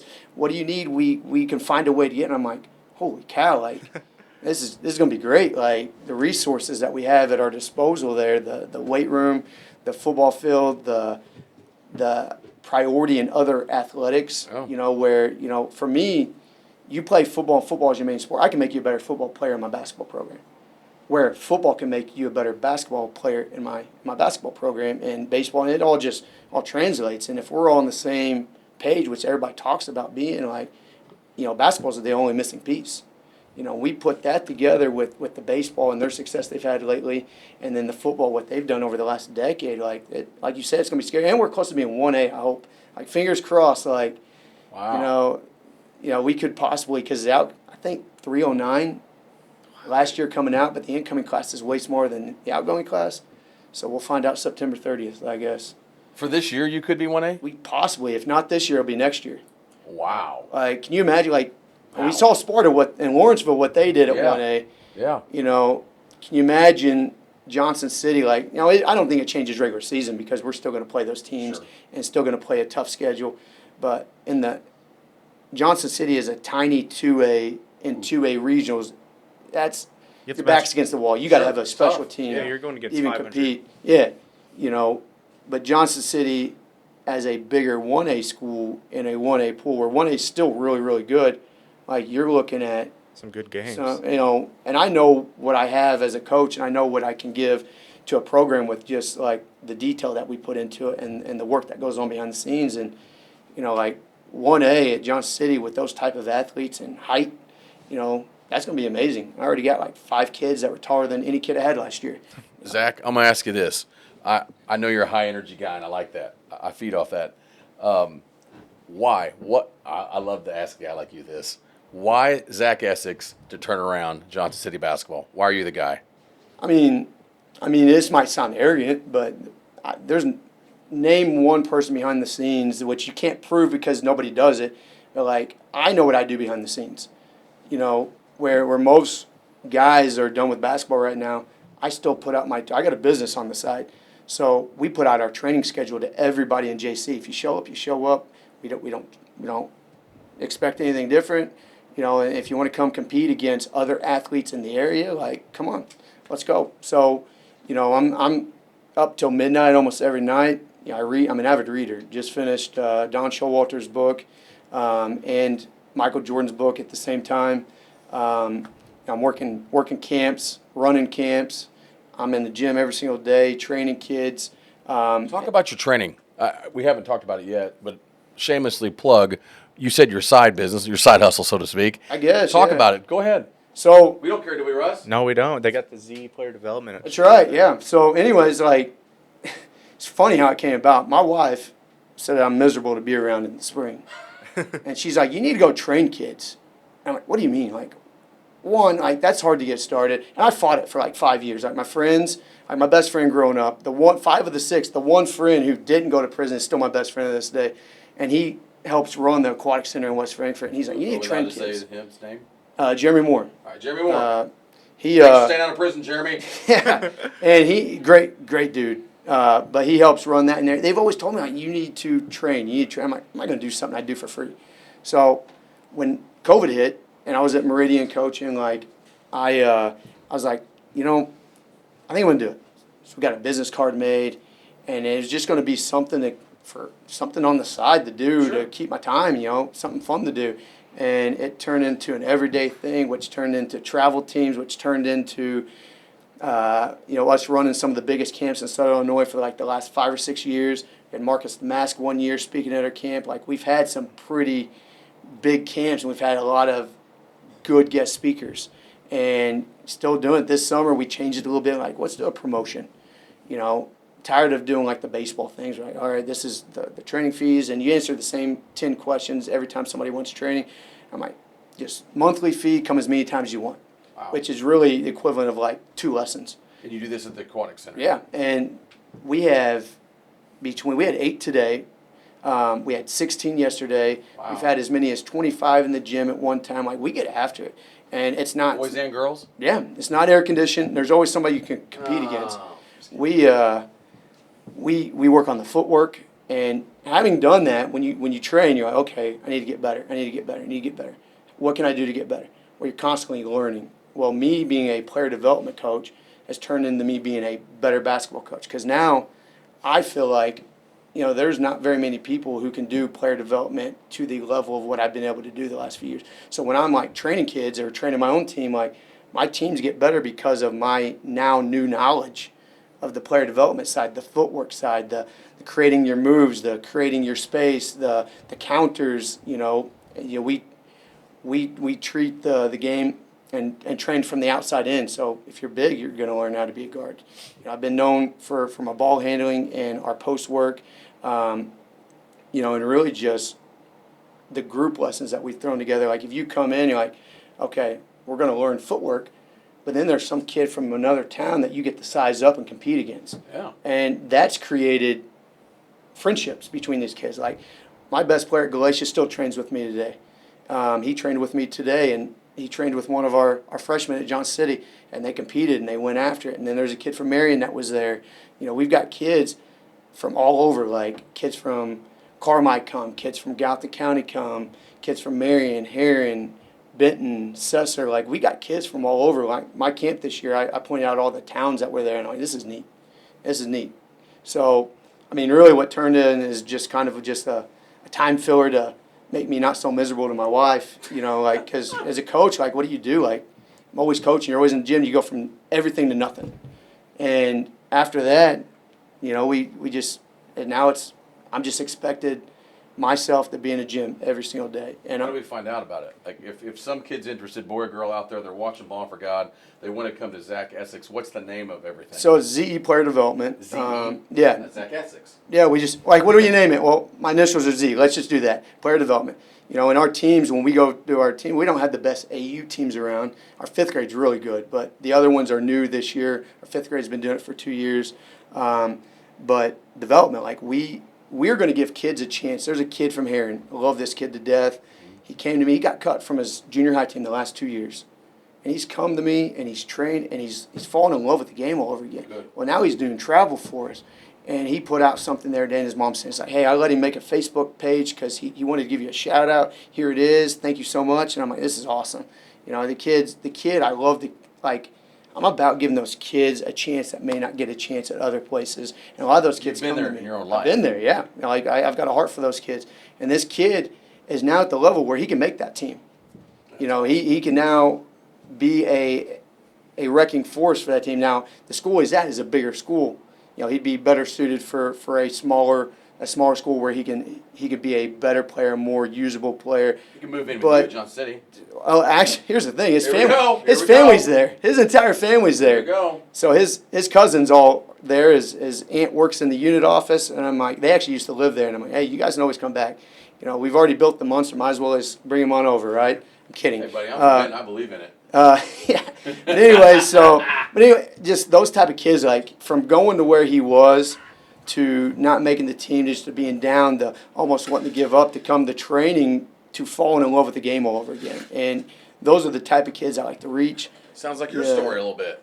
In a bit, Fall in yeah. love with the game. And me growing up poor, like, kids who are camps, West Frankfurt's done a really good job. When our camps, like, we try to give as many scholarships as we can out. We've got sponsors who tackle it.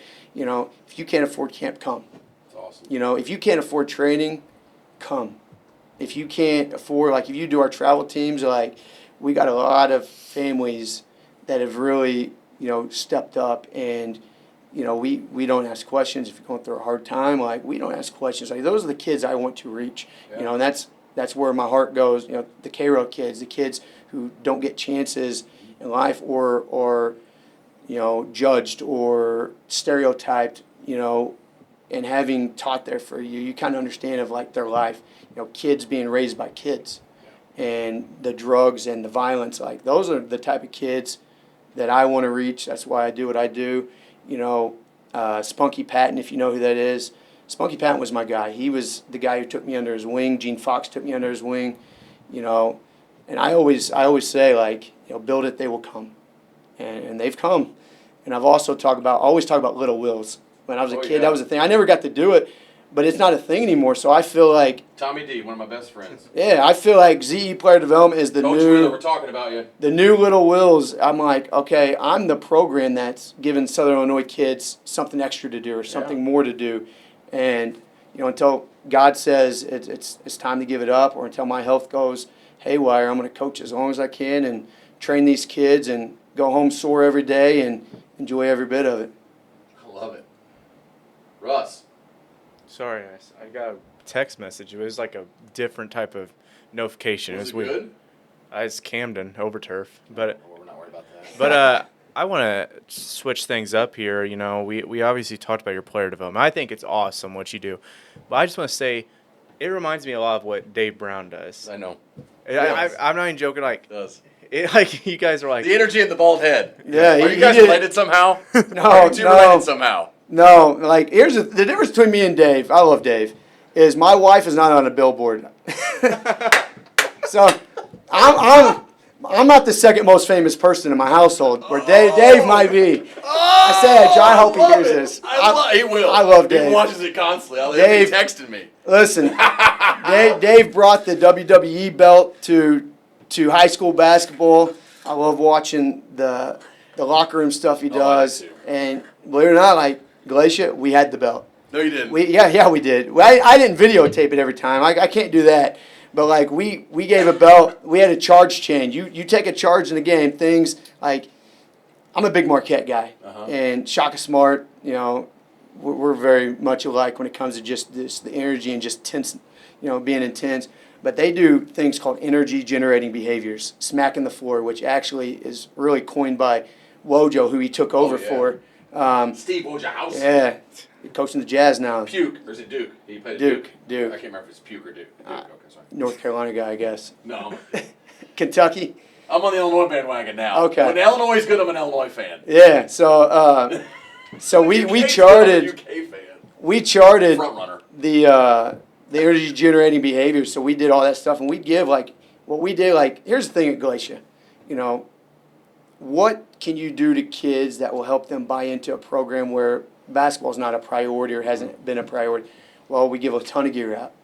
They got new uniforms. We might be the only program in Southern Illinois that had new uniforms every single year. I like it. Yeah, and the thing is, I didn't even make them fundraise for it. I ran a junior high league in the summer, and I used all that money just get new uniforms, got to design them.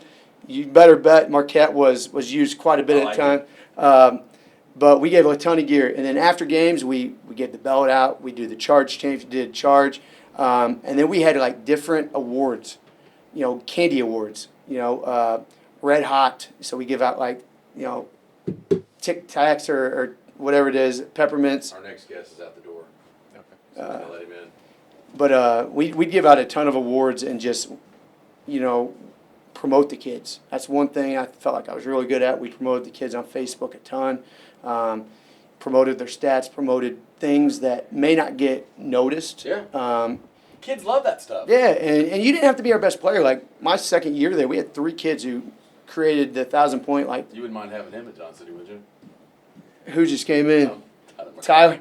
Yeah, I would take him in a heartbeat. But we just gave out just the thing like what? Yeah, it's weird as an old coach. Like you might look at it as like frowned upon. Like, but I'm that guy. If you do something good, I'm chest pumping at half court. Like I'm that guy. You know. Energy guy. Yeah, like the kids make fun of me. Apparently, I have a power stance. You know, in the vein, I guess there's a vein that pops out of my head. Those years at Pinckneyville, Bobby Wag. Yeah. The Superman stance. Yeah. Mine apparently is like down, kind of like in a I don't know. They praying? I know. I see him. Let me see it. Let's see it on here. Like you just get down, like down. I'm close to the ground. We'll put a picture on the. You know, we'll put a picture of you coaching, and that'll be. And Galatia being such a small gym, I used to stand on the baseline. Because I didn't want my butt in the fan's face and my kid's face. There was one time I accidentally smacked one of my players for like going like just put my hand back and like I'm sorry. So I always stood on the. And I only gotten warned about it one time. It was the regional game. Like, hey man, they're gonna dock us for this if you don't stand in your coaching box. And I'm like, I'm just trying to get out of your way. I'm trying not to hurt you. Right. You know, but no, I love it. You know, what can we do? Like, what can I do for kids? Like I feel like I'm a servant. You know. Servanthood, like what can I do to serve you? Johnston City, first speech we had, like, are you guys ticked that I'm the 3rd coach in 4 years? Yeah, we're ticked that we have 3 coaches in 4 years. You should be, you know. But here's the thing: I'm not trying to win you over from your last coach. I know some of you guys love the last coaching staff. So that's not my job. Like, my job is to serve you, and I'm going to do the best I can. I'm going to be in the gym every single day. I'm going to give you every opportunity to get better. Weight room, we've already got it set up where I'm actually going to start a beginner weight room thing for Johnston City kids from 5th on up in the fall, and I'm going to be there every single day, Monday through Thursday. We're going to let them shoot off the gun, which Johnston City, you know, resources. We've got 2 brand new guns that you can log in. It tracks everything. So we're going to let these kids shoot off the guns. We're going to have a breakfast club where these kids can come in before school and shoot.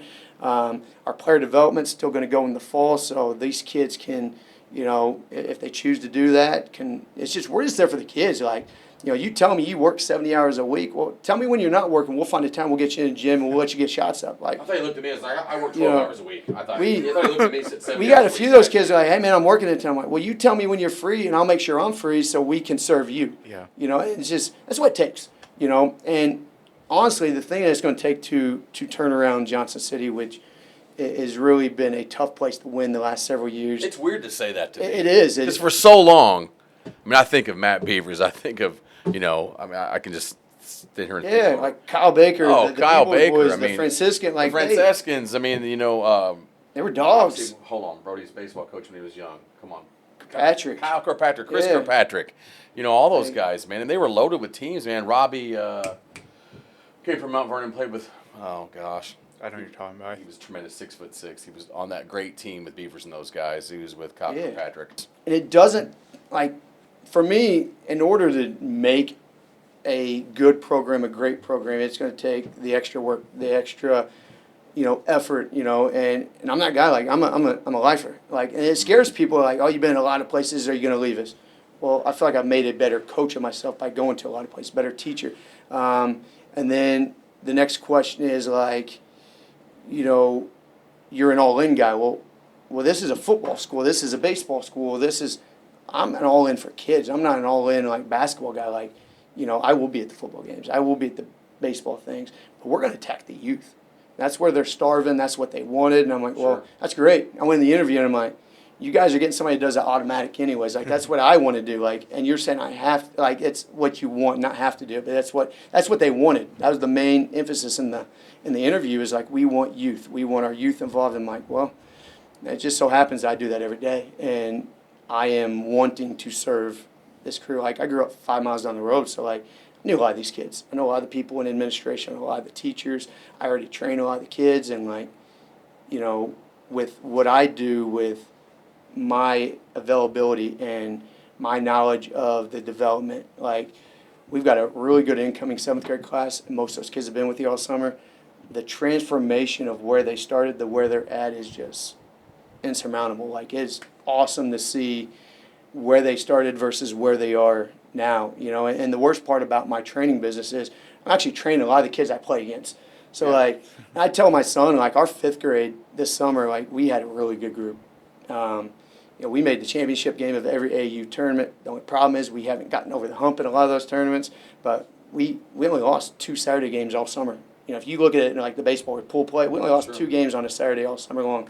And it's a different group of 7 every time based off availability with baseball. But those kids, you know, work so hard for me. And I've gotten a lot of investment in that 5th grade group. But when they're seniors, I told my wife, and we talk about it often, it's like it's going to be like a farewell, like, emotional tour, because I've had an investment in so many kids in so many different towns.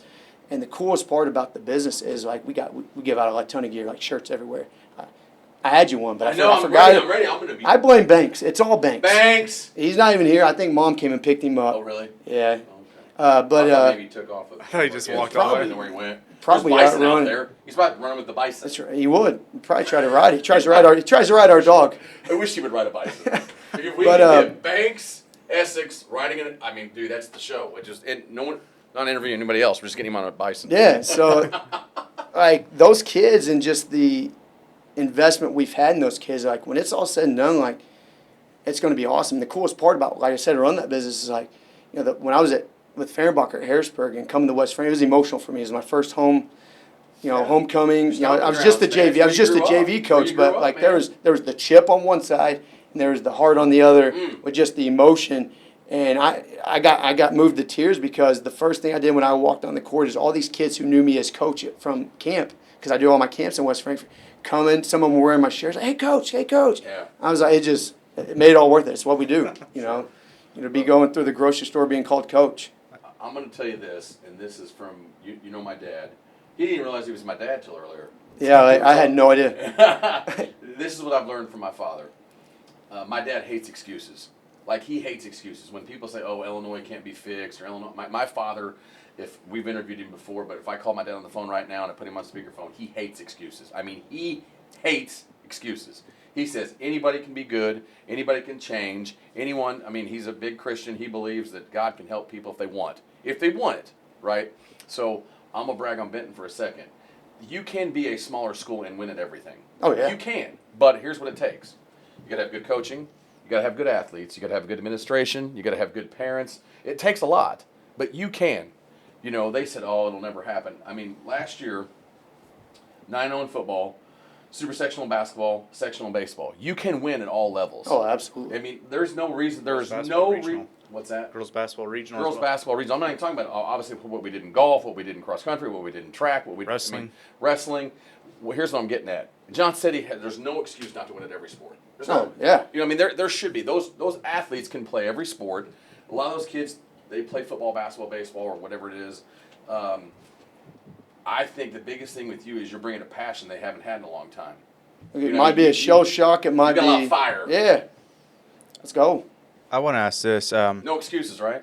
When you were talking about that, like I was like, did you talk to my son before this? Because every time Which Banks? The other one. the other one, What's I'm his like, name? Trace. Trace. And he's got Oh, every my excuse. God. Hey, listen, I'm in no excuses. I'm a figure it out type I of hate guy. excuses. And he's I'm gonna dog him for a second, but he's things don't go right, I'm blaming somebody else.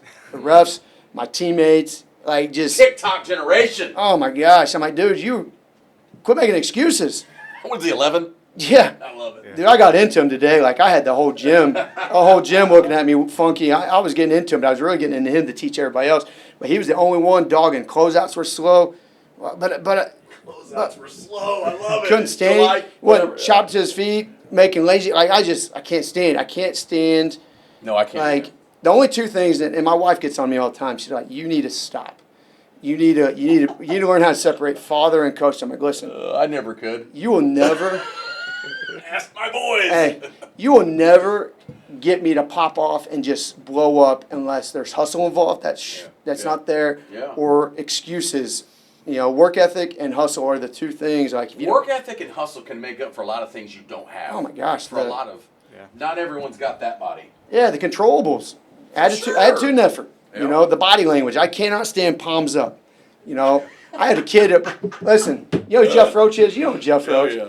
He's got his son, I know Huddy, Jeff. my buddy Huddy, and he plays for me. If we see palms up, we pull him out and make him do push-ups. Like, it's our thing. Put him on his Like, knuckles. yeah. And effort, also, speaking of Benton, my boy, we played in a youth tournament. Uh-huh. They always hold it at the end of the year. Oh, I think it was I ran fourth it for grade. years. And we're playing. We have a 4th, 5th, and 6th grade tournament. Not to plug future Rangers, but I ran it for 15 years. Yeah, so we're there. Ron Weinmiller.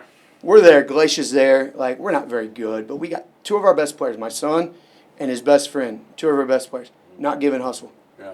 Like, guys, listen, you don't give hustle, you don't play. Yeah. What do you mean? We only got 6 guys here. Pull them both out. Coach, you know you got 4 out there? Yeah, I know. They don't deserve to play. You don't hustle, you don't play. Like, love it. it's a given. Like, it's not a given. Like, you got to Yeah. earn things. You know, and the old Rich Herring days. Oh, man. Tell me about it. I mean, you obviously were a bit in high school with, with Justin Groves. You're on the football team. I mean, There was no messing around with Coach No Groves, no messing messing around around. with Coach Weinmiller. I mean, Benton has a standard. A lot of those coaches have a standard. But you have to set that standard, and kids will see through it. You know, we've got an athlete out in the hall that's going to be on here next. It's been coaches so far before now, but kids, I don't care if they're your 11-year-old son or your 5-year-old son who's not here anymore. We were going to get him on the show, but Mom came and picked him up. They see through. Hey, they see through BS. Oh, yeah. They see through it. They always got that meter. Like, They do have that meter. They know. Are they genuine? Are they for us, for themselves? Like, Yeah. whatever it is. But, like, you know, these kids, like, here's the cool part. Like, to show my face, I've been watching a lot of football practices. 1, to learn. 2, It's good to be seen by those kids. Two, to support the boys that are playing basketball, but also Sure. support the football staff.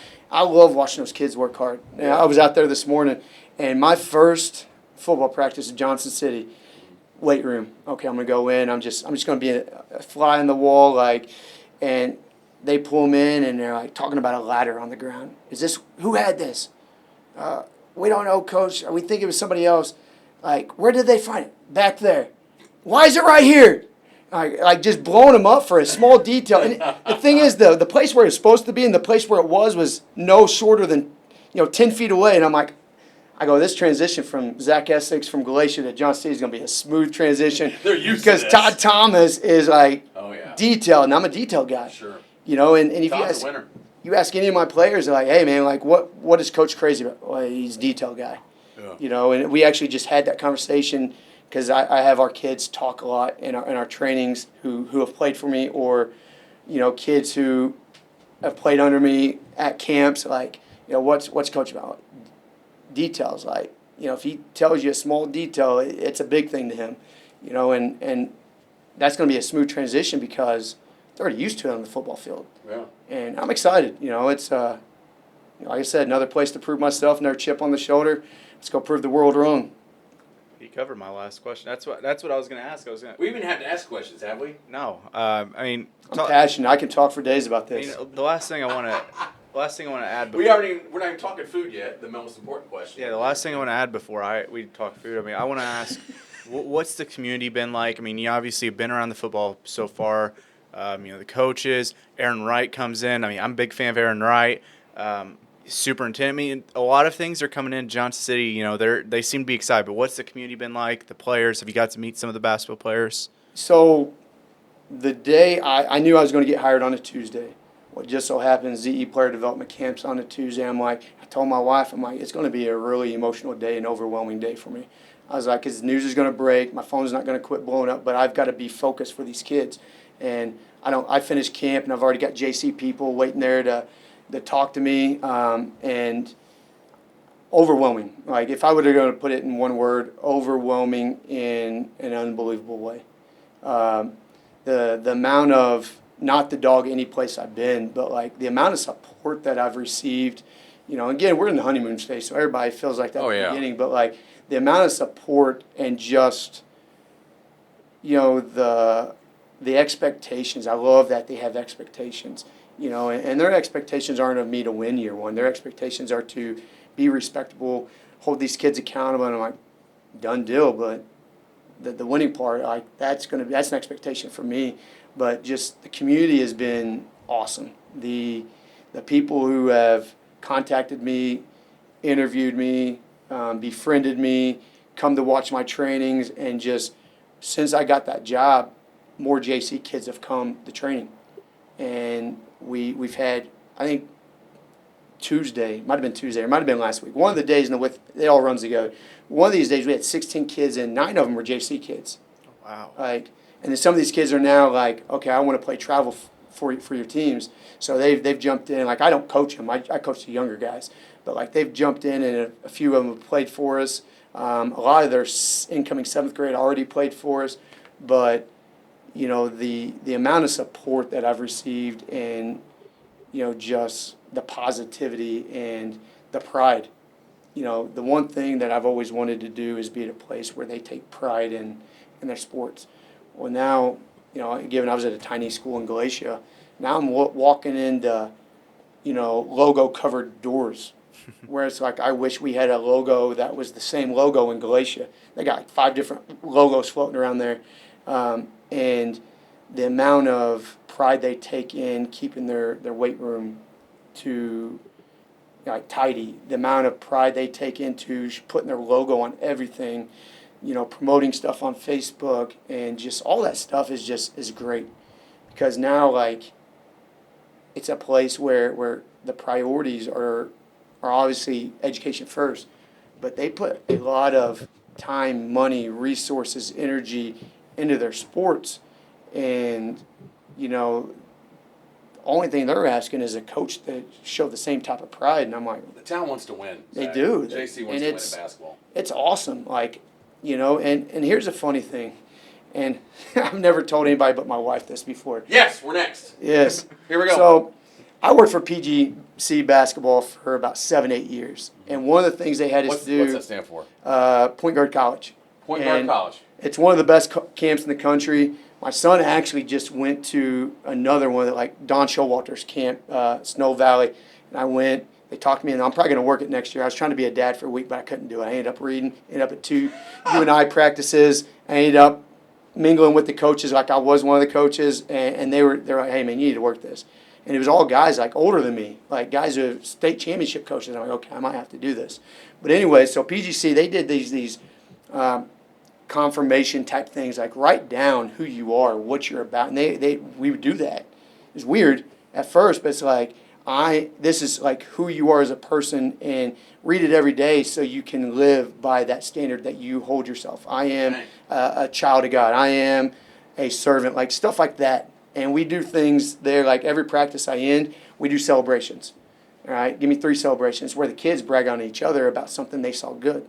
And there's a lot of things I took from there, but one of those things, when I was at Joppa, yeah, I was leaving Joppa. Johnston City was open that same year, and I got brought in. I was thinking it was a meet and greet, so I wasn't even prepared for an interview. I was told it was a meet and greet. It was actually an interview, and that's when Coach B was there. I'm like, I don't hold a candle to Coach B at that point in my career. And I walk in, and I'm just automatically like, cells, the wind's out of the cells because Coach B's there in a suit. I'm sitting here in a polo because I didn't think it was an interview. And I wrote a confirmation speech like to myself, and I put it in a watch box underneath a thing that I forgot about for years until we just moved. It was talking about winning at Johnston City. And I'm like, I'm going to be the winningest coach at Johnston City. I'm going to do this. I've never told anybody this. And I wrote it on paper, and it's hard to believe now that I'm there. And I'm like, and I can't find it because I just recently threw it away before I took this job because I found it when we were moving. I'm like, well, I don't need that anymore. And when I first read Johnston, I'm like, that's not even where I'm at. So I threw it away. And now I'm at Johnston City, and I'm like, I wish I would have kept it because it was like 7, 8 years old.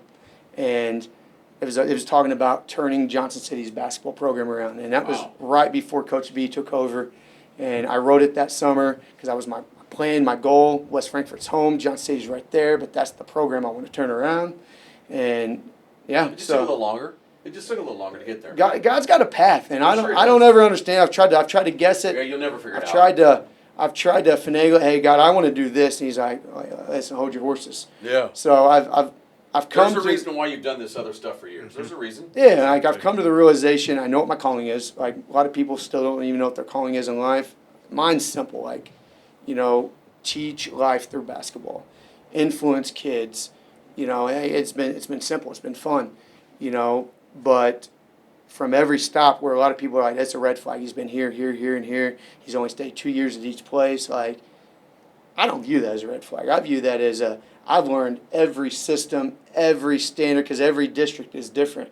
And I've learned a lot of things. Like when I went down to not Galatia, but Pinckneyville, they did technology so bad up north, like just how much they pushed it.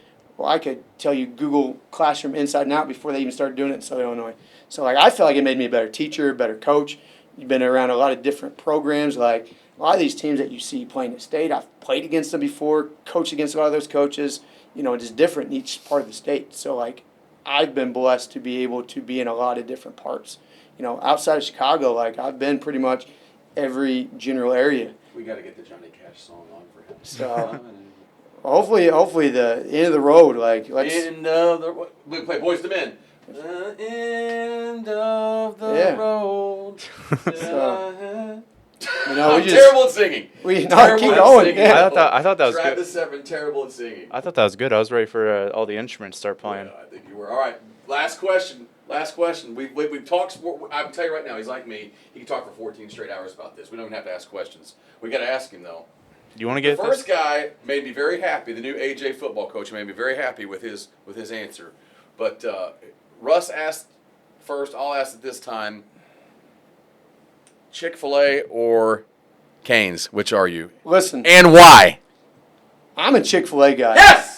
But my wife. No. But my wife hates Chick-fil-A and won't let me eat it. I haven't eaten Chick-fil-A in 7 years. Why won't she let you eat Chick-fil-A? Let's call her right now. Let's get her on the phone. She dang it. She just doesn't like it. I'm like, what's her name? Kelsey. Like, Kelsey, what's the problem? Kelsey Essex, what's the problem? Like she won't even take me through the drive-through. Since she won't let you eat at Chick-fil-A, did she take your last name at least? She did. I mean, I thought maybe you took her last name. I mean, since you can't eat at Chick-fil-A. She housebroke me. Like she housebroke me. Listen, I'm on that like.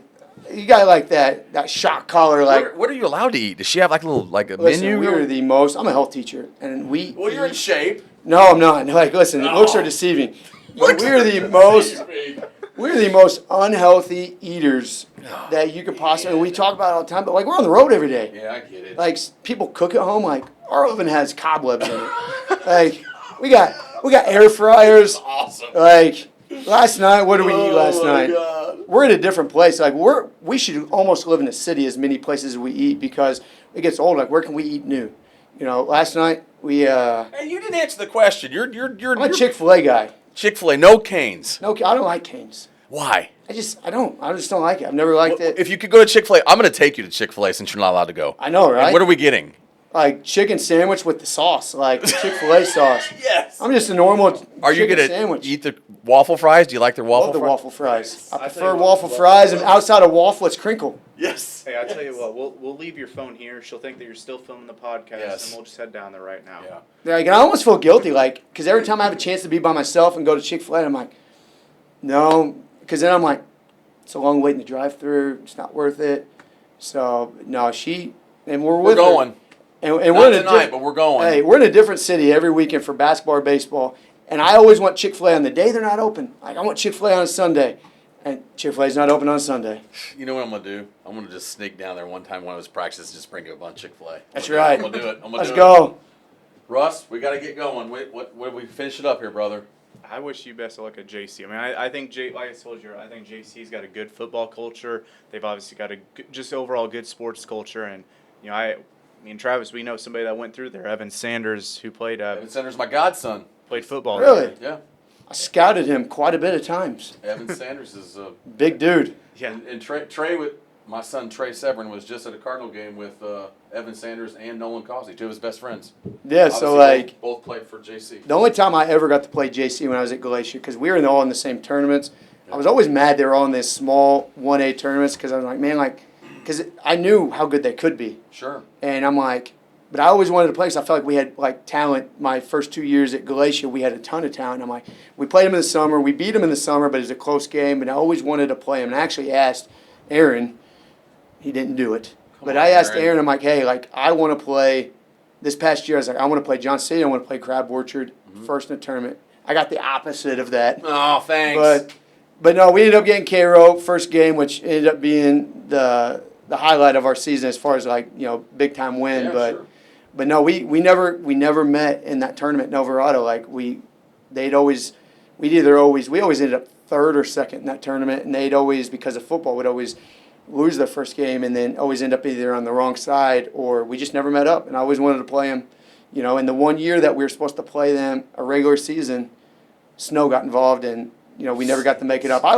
Listen, when you're good at a small school, I lost 3 games that year because nobody like either had time to make it up or they understood like, nah, they're good. Like, Yeah, we don't want to play them. you know how that works. Yeah. And we almost ended up playing Benton when Benton was looking for a game, and Pope County got to you guys before we did. Yeah, I remember that game. It Um, was on Saturday. Yeah, we were going to take it, and he's like, man, you're a little bit late. Yep.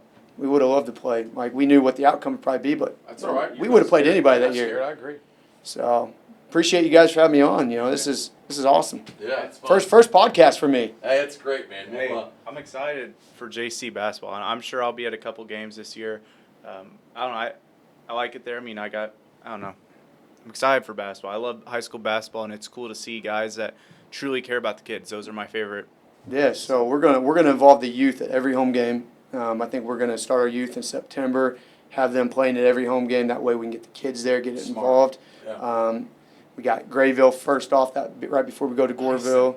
the bison from Grayville. yeah, We they- have bison out there, and you drove by them. I didn't see any bison. There's bison out there. I did not see. They must have been hiding. They're They probably run every once in a while. They'll run all the way to the other side of that fence. I don't know. I was so confused. I actually left. I came in. I'm like, this certainly is We'll not never it. know where we're at back And- here. and I They're gonna left. be killed back here. Well, the GPS stops you at the Yeah. driveway, and you like keep going at the edge. And I'm like, I thought it was like leading to a field. I didn't know it was back there. And I'm like, I'm gonna walk in, and some guy's gonna come out with a shotgun because I'm like, get off my property, "Boy, what are you doing?" And I'm like, listen. So I'm like, I was like, I know he's probably interviewing somebody. I'm gonna call him anyways. And I knocked like gently. I'm like, well, I got Banks with me. At least they know I'm not like up to no good. So I'm like, the little kid's gonna save me because he's cute. Like, A guy almost whipped Nathaniel Marlowe one time. I mean, he's like the next Billy Graham. He scored 7 trillion points in high school basketball. And Marlowe, one of the first shows we've done together, he goes to the wrong address. And a guy like almost, didn't he cuss him himself? He cussed them and said, "I got a shotgun in here. I get off the property." dang. It's Nathaniel Marlowe. God, He's God like an bless angel you. of God bless you, sir. Nathaniel kept saying, "Yeah, I'm sorry. I was just trying to figure out where I'm going." It was bad. Especially if you're not from Benton, like he was coming from Weber, like Oh, this yeah, is yeah. like foreign territory to him. I at least have an idea of the area. Sure. So no, I appreciate you guys having me on. This is awesome. Yeah. So keep doing good things. All right, welcome to our third and final segment of this week's show as we have Tyler McConnell from DuQuoin.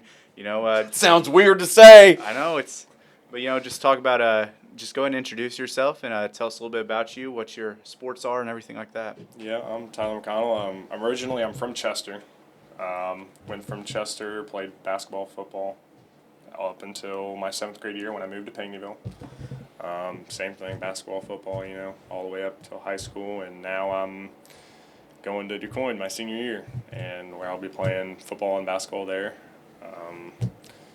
I'd say some of my hobbies, like I like enjoying, I like hunting, fishing. I'm a big hunter, love hunting. What kind of hunting? Deer. I'm a big deer hunter. Big game, huh? Yeah. Big buck guy? Big buck guy. Are you a shotgun? Are you a bow guy? What's that thing I killed him with? It's like cheating. I killed 2 with a crossbow. Crossbow? Oh my gosh, I could have shut my eyes and shot it. I would say I do a little bit of both, but Okay. I think bow hunting's more fun. Obviously, More of a sport? More, yeah, right. More of a sport, more skill. Oh yeah. Do you have a special place you hunt? Are you allowed to say? Like, is there some ground no one knows about that you go to? Just some private buddy of mine, private land. I go over there. I help his dad out there out the summer, so he lets me hunt on his property out there and stuff. So. We're at Southern Illinois. Tamaro. Nice. Yeah. What's the biggest deer you've ever? I actually killed, my biggest deer I ever killed was last year. Okay. It was a 13-point buck, and he had 3 antlers going off his head. So on his right side, he had 3 brow tines, so 2 on his right side, 1 on his left. Wow. Huge crab claws. I mean, it was just wicked. I'll never see that deer ever again. This guy's gonna be a professional hunter one day. Never. Look how excited he is talking about I hunting. was like, that was like, wow. Like, I'll never see a deer like that ever again. That's insane. crazy. Did You you got him get, with a bow or a shotgun? Shotgun.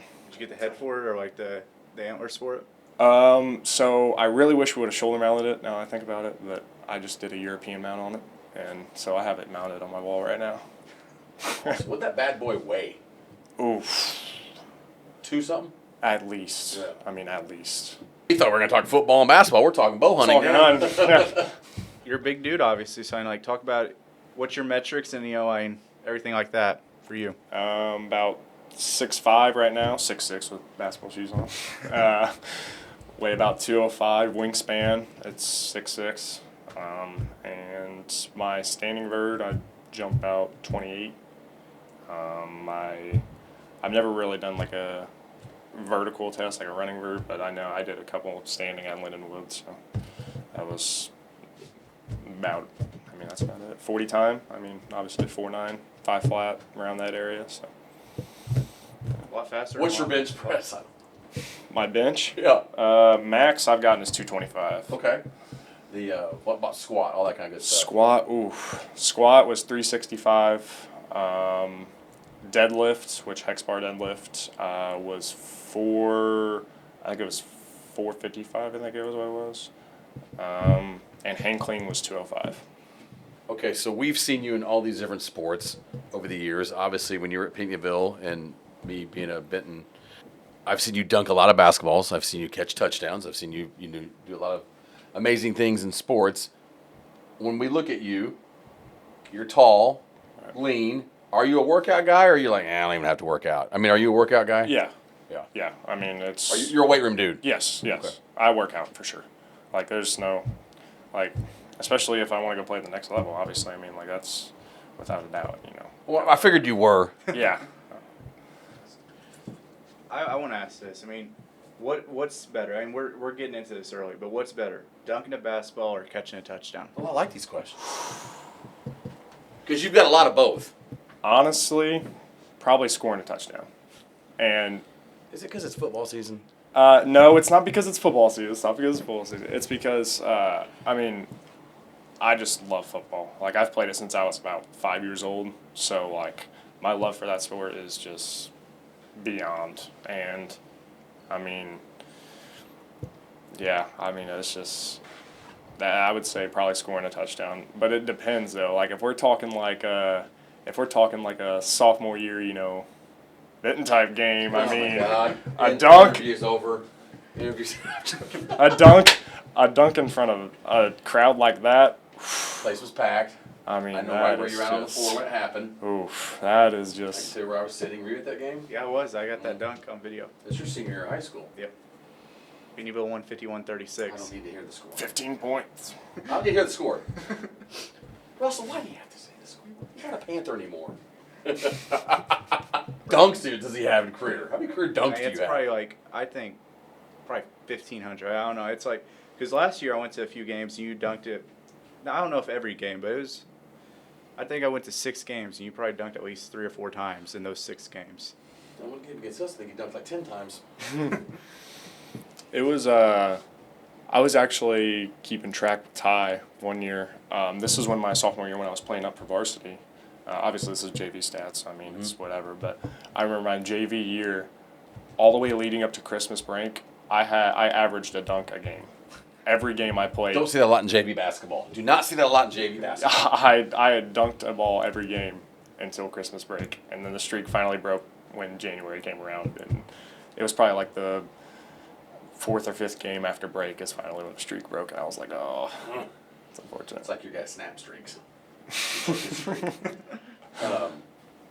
Okay, so catching a touchdown. Okay, so you're going to play for the Indians this year. What position will they have you playing? They got Positions, excuse me. receiver, and as of right now, receiver and outside linebacker, kind of like a D end really is how they have me playing. So obviously we haven't really went over with the still being summer. Haven't went over obviously like special teams stuff like that. So I don't know where I'll be on that, but for right now, just those 2 positions. Here's why I was thinking this, Russ. Technically, you could score a touchdown on offense or defense. Good. When he asked you about scoring a touchdown, were you thinking about catching it and going? Or are you thinking about like ripping one off and going? I'm thinking like catching one, run a couple dudes over. Not a scoop and score? Not a scoop No. and score? No. What'd you say? Catch and run a couple guys over? Yeah, catch, run a couple guys over, score. How about the famous Justin Groves scoop and score? Oh, man, there was a famous one, yes. Robinson playoff game, I got to ask this. So, 1995. same numbers, or are you changing it up at all? Or So a kid in DuQuoin actually already has my football number, and it's a good friend of mine that I played Pee Wee football with. Who is it? Aiden Adams. Aiden Adams. Yeah, so he There's a rumor out there you ran him over into practice. I did. I got the video proof too. But Maybe I've seen it, maybe I haven't. You ran him over? I did. That's a great way to get welcome to the program. Oh, it was like second practice too. I mean, like it was. Wow. I mean, the whole team was just going crazy. I mean, it was a crazy experience I ever had in my life. I was like, oh my gosh. But Love it. Yeah. No, but I got to change from So what will you wear this year? 7 to 1 for football. Basketball, I'm gonna try and keep the same number. I don't know if they have 35, but I'm looking to keep the big 3-5 if I can. So. You're coming to DuQuoin, and for football and basketball, teams are going to be pretty fun to be a part of. I mean, talk about how the experience has been so far this summer, being part of the football team and just getting to know everybody. I mean, you said earlier you know a lot of these guys, but I mean, what's it been like to be on the field every day together with them? I mean, it's just like 7th, 8th grade football all over again, middle school football. I mean, I grew up with them guys playing it, and not only that, just now it's like everybody talks about, I mean, this will probably be better if I make this example. So, obviously, like, Pinckneyville is a basketball town, like, basketball practices, I mean, everybody talks about them. They're hard, they're physical. I mean, you get after it, right? Well, I mean, DuQuoin's a football town. So, it's like, I go there for them first 3 days, like, that first week of summer practice, I'm like, wow. Like, Are you saying you weren't used to that? I was not. It was It's probably good for you. Oh, it was for sure. It was a big game changer. Like, as soon as I got there, like, I mean, we start off in the weight room every day. Like, I think it's like an hour. We start in the weight room every day. And I mean, these guys are pushing weight. And I'm like, some of these guys I'm like struggling to keep up with. I'm like, dude, this is insane. And then it's like, you just get done pushing that heavy weight. Your body's sore. Your legs are like tired. And coach is like, yep, we got another 2 more hours of practice, head out to the field. So I'm like, oh my gosh. I'm like, but eventually I ended up getting used to it. Obviously, the first 2 weeks I got used to it. Body wasn't as sore, used to pushing that weight. And as right now, I mean, it's great. It's great. I'm ready for season to start for sure. Starts earlier this year. Yeah. Obviously, you got the August 21st. Who do you guys play week 1? I forgot. Is it Mount Carmel. Mount Carmel? Oh, that used to be a huge game. Yeah. Mount Carmel DuQuoin used to be a huge game to start the year. It's at Mount Carmel, right? It is at Mount Carmel, yes. The pit's changed. Has it changed? It's been upgraded. Oh, they got the turf. Oh, turf. I thought you were saying like they lowered it or something. No, I mean, it's still that. I'm telling you, man, we've, I say we've like I'm the coach or something, but I believe, you cut me open and maroon blood comes out of me. But Benton's never won there in football. And I'm telling you, man, have you ever been over there before? I have not. It's an unbelievable place. I mean, seriously, like the stadium and everything, they've remodeled and they've built like a new field house, but the pit, like we just had Anna-Jonesboro's new football coach was the first guest of the day a while back, and AJ's called the Pit, and it's a really cool place. You've probably played it. You've played it at Anna-Jonesboro. Yeah, before. I've played it. It's a really cool atmosphere, but I'm telling you, Mount Carmel's pit it's daunting. I mean, it is steep. Just stairs go up like a mile, man. It's probably like, I don't even know how. Oh, there's no telling how many rows it is. It's unbelievable. It's 96 rows, like just straight up. Seriously. And then like it's just narrow. Like it's just a narrow. I've taken some set of unbelievable bleachers. pictures from there before, like when we played there in the playoffs. So it'll be a good experience for you to get to play there. Yeah. The road bleachers are fun. It's like no other field you've ever played at before. I can bet you money on Seriously, that. you'll feel like you're at a college. It's a really cool atmosphere. I hope for your guys' sake they're better. They kind of been down the last couple of years, which they were never down. They weren't down for about 40 years. Right. But I mean, Mount Carmel obviously made deep runs in the playoffs for several generations. Different teams. I mean, I know that you're obviously in the same conference. You didn't switch conferences. Right. But you're going to be playing different teams, but in also a different uniform. Talk about going into this conference season, what you're kind of excited for, and what's your expectations for yourself going into senior season?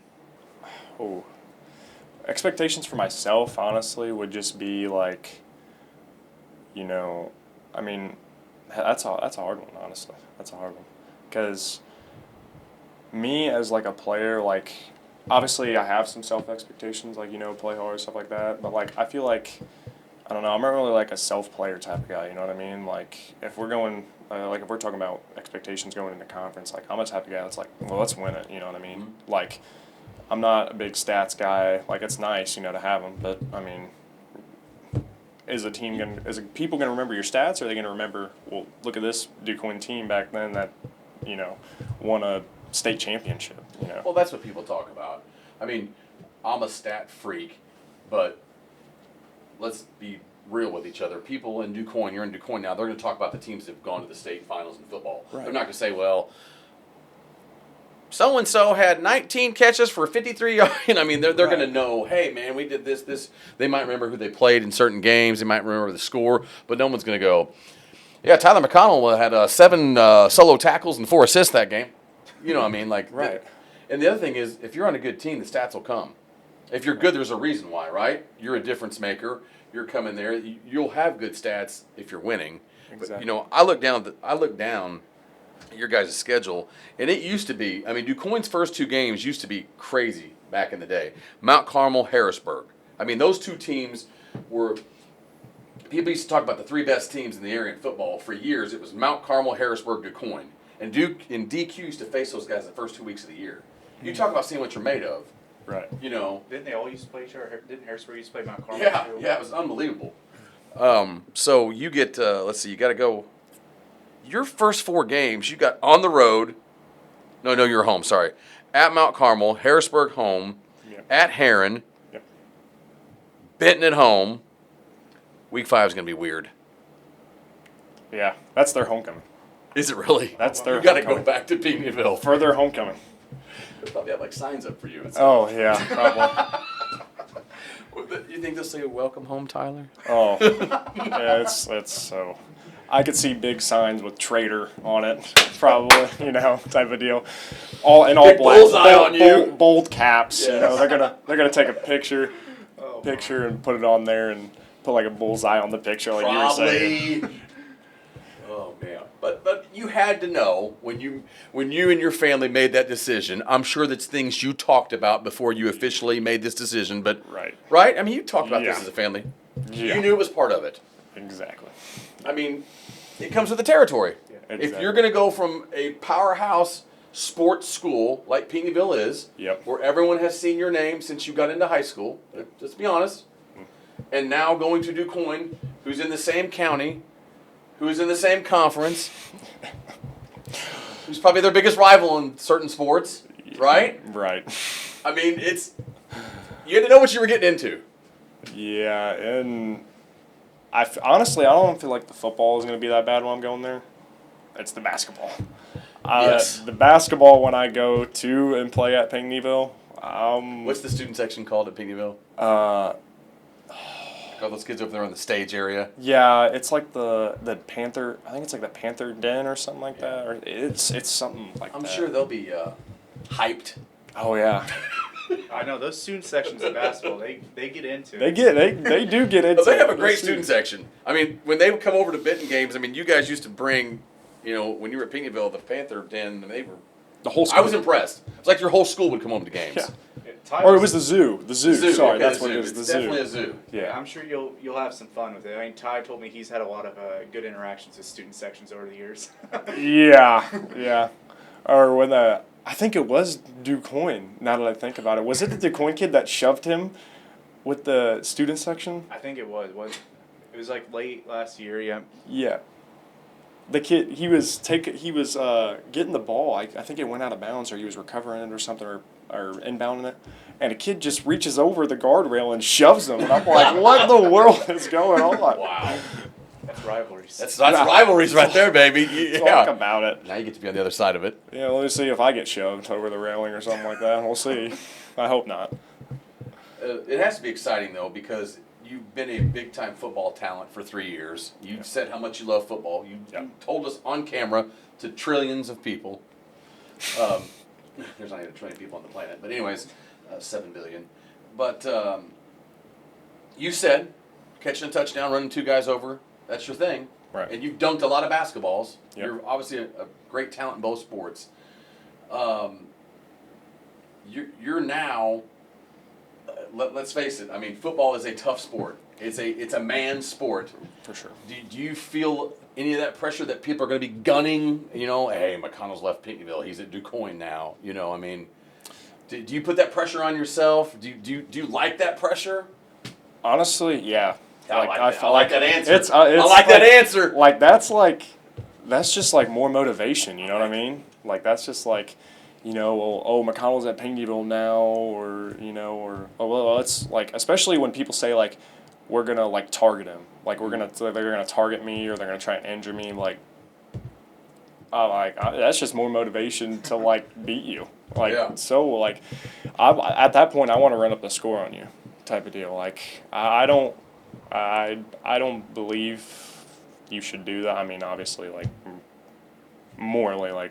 Run up the score on anybody or anything like that, but like if you're gonna, you're gonna talk some smack, like you back it up, put some game behind it. That's what I'm saying. Put some game behind it. I like it. Obviously, we talked. You said the summer's been great, but I mean, some of those guys. We mentioned Aiden Adams. You had a fun time with him. Trucking him. But talk about some of the players on this team that are going to be coming back for DuQuoin. I mean, obviously DuQuoin. They graduated Jonathan Brown and Jeremiah Jones. That's two great football players. Yeah, really good football players. But, they also return a lot back. I mean, one of the players to pop off the top of my head is Leighton Hawkins. He's returned for basketball, too. Andrew Jones. I mean, there's a lot of guys. But talk about those guys, how you've gotten to grow a relationship with them, and how fun it's been with those. It's been great. Like I said, it's been great. It's definitely a lot better, talking to them on their side rather than the other side. But no, like I said, I played with a lot of them guys. It's not like strangers. It's just we're back to where we left off, And Leighton, like you said, he's a crazy athlete. I mean, he's really good, basketball and football both. Another kid that he's helped me a lot just moving into DuQuoin, Carter Miller. I don't know really how much he played last year, but he was one of the, he's kind of built like me, kind of has like the same body frame as me. He helped me a lot moving into DuQuoin. Like like if I had any questions, he was answering them, very welcoming guy. Andrew, he's a really good corner.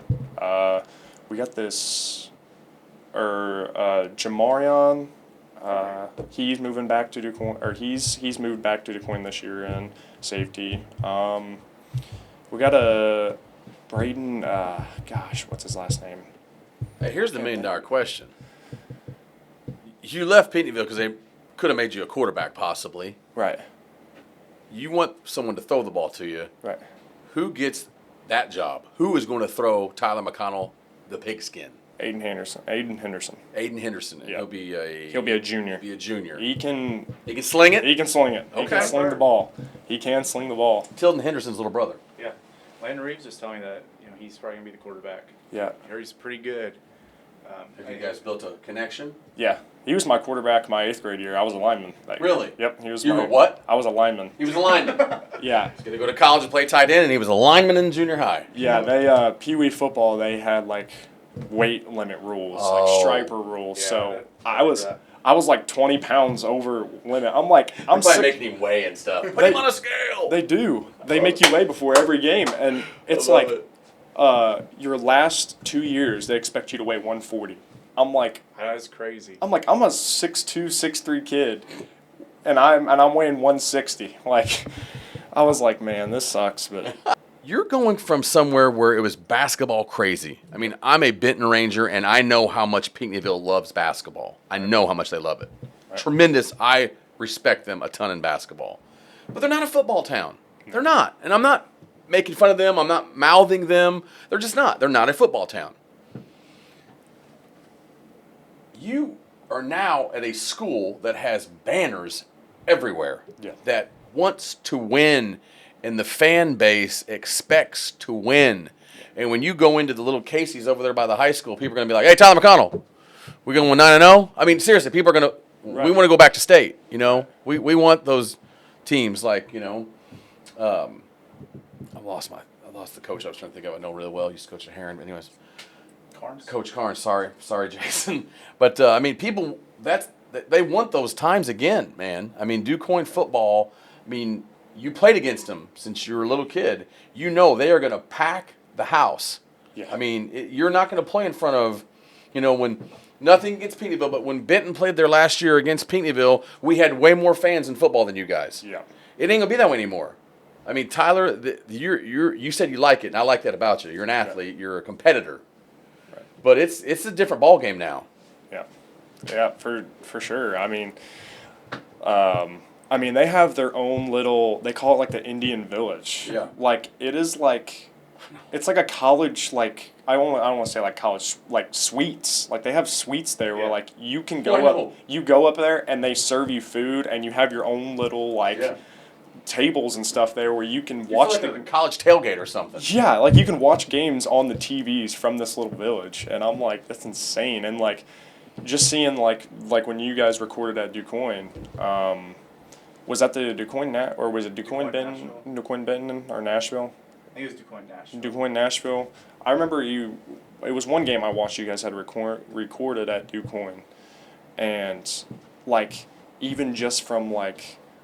You could just see in the background, like, it's packed. Oh, people everywhere. Like, it's insane. Like, every game, every game is like a Pinckneyville homecoming type of game, you know what I mean? Like, it's like, you almost like dream to play in front of that much people, you know what I mean? So, You're going to a school that expects to win. Exactly. All the time. And they don't accept losing. No, and that's a big, that's a big motivator, you know what I mean? Like, it's like...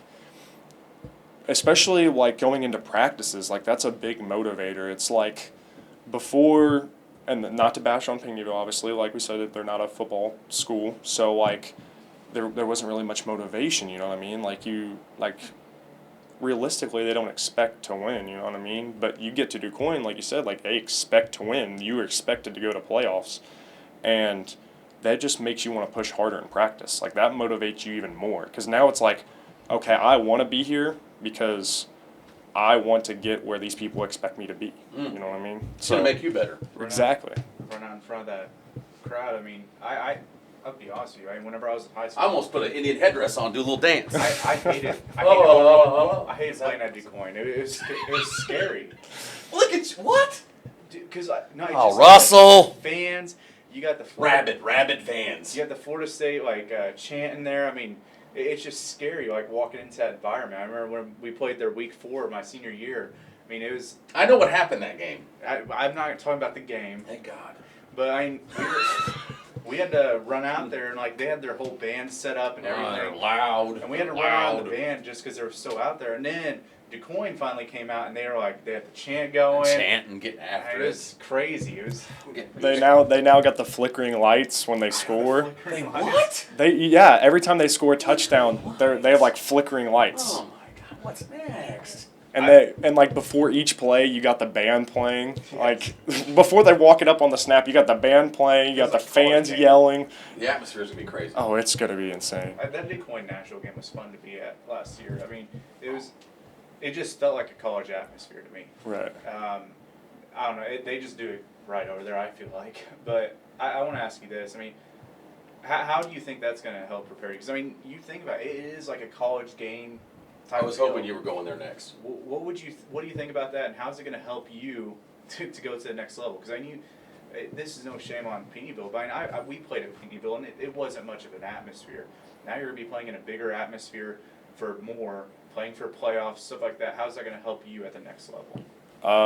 I feel like it's definitely going to help a lot, you know what I mean? Just like you guys said, not much of an atmosphere, so I feel like that's just going to get me more comfortable to playing in those situations, especially if it's a close game, you know what I mean? You got a close game scenario, you need a touchdown, fourth quarter, couple minutes left type of scenario, crowds yelling, you can't think, can't even hear your own coaches, you know what I mean? I'm ready for a game. Yeah. It's getting me fired up. It's getting fired up. It gives me goosebumps thinking about it, you know what I mean? But it's definitely going to make me a lot more prepared, and not even just from the being on the field, the game part, the practices. I feel like too, like I said, they're up, it's 100% all practice. There's no breaks. So, in the weight room, those are just going to be big things that I feel like that's going to prepare me more going into college for sure.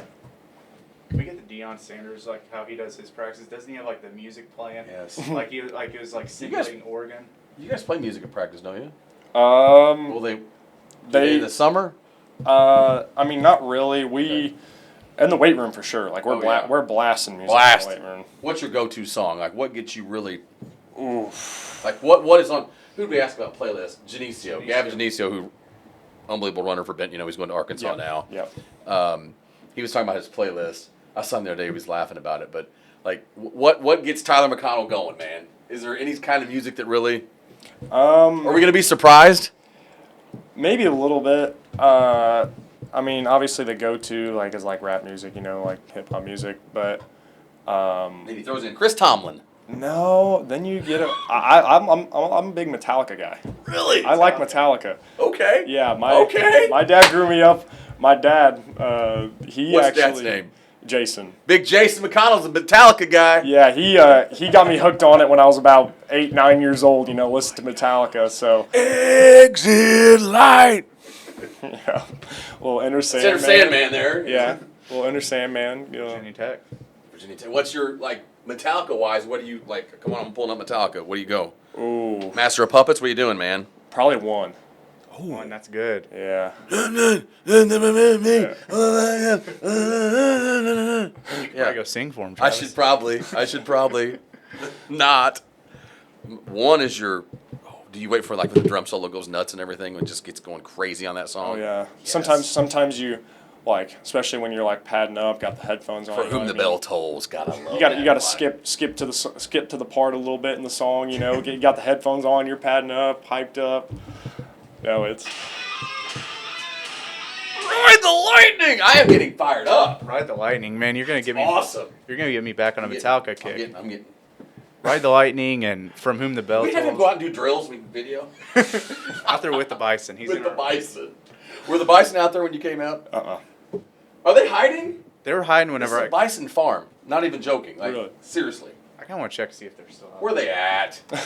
See, they were hiding when I. Tyler, I want to give you a chance to do this, and I think it's important. You're a young man. Are you 18? I'm 17. You're not even 18 years old yet. I just turned 17 in June. So Are you serious? yeah, I could be a junior. Did you just hear that? Well, you know, Ty, he just turned 18, like July 21st. Yeah, June I just what? turned 18. What's your birthday? June 4th. Are you kidding me?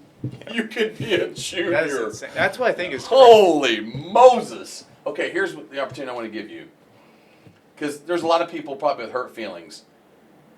You loved being a Panther, didn't you? For sure, without a doubt. Yeah, it was great. I mean, you have nothing against Pinckneyville. You know, we've kind of said, I know No. the atmosphere is not as good in football. They treated you very well there. Yes, for sure. Welcomed me in, especially as soon as I moved in my 7th grade year. They're very welcoming. Like, that community is, I love it. I do. It was a bummer to leave for sure, because like I said, they're very welcoming. You know, they take everybody in. But You made a decision for your career. right. I mean, I get it. Right. I think sometimes people, like, we're having you on here, I didn't realize you're 17 years old, man. You're making decisions some people don't have to make when they're 50, you know. Right. And people's feelings get hurt. Yeah. And people get whatever. But you weren't mad at the town of Pinckneyville. You just wanted a better opportunity for yourself athletically and for your family. And I get it, man. I do. And I'll say this much. I don't... I'm sure it's not easy. I'm sure you've had to block numbers. You've probably had to delete people on social media. You know, your dad's probably had to. Your mom's probably had to. You know, that stuff's not easy you're a young man. Right. That was, well, I was kind of prepared for that, you know, like I knew that coming into it. You know, there's going to be people mad. There's always going to be people that dislike what you do, no matter what it is. Like, Yeah. there's always going to be them Debbie Downers, and you just got to move on with it. Rise you know? above. Exactly. I think that was, while we're on this topic, that was one thing Coach Lahr had said to me. This was during June. This was during, like, basketball stuff, when basketball stuff was going on. We had one practice where this kid, I mean, he just kept fouling me. Andrew Leeds was his name. Kept fouling me. I mean, he just, like almost tackling me. And so then I got mad, and I was doing I did a little Joel Embiid type of deal where I chucked the ball. I'm not necessarily at him. It was just out of anger, just chucked the ball while he was in the line of fire. It hit him.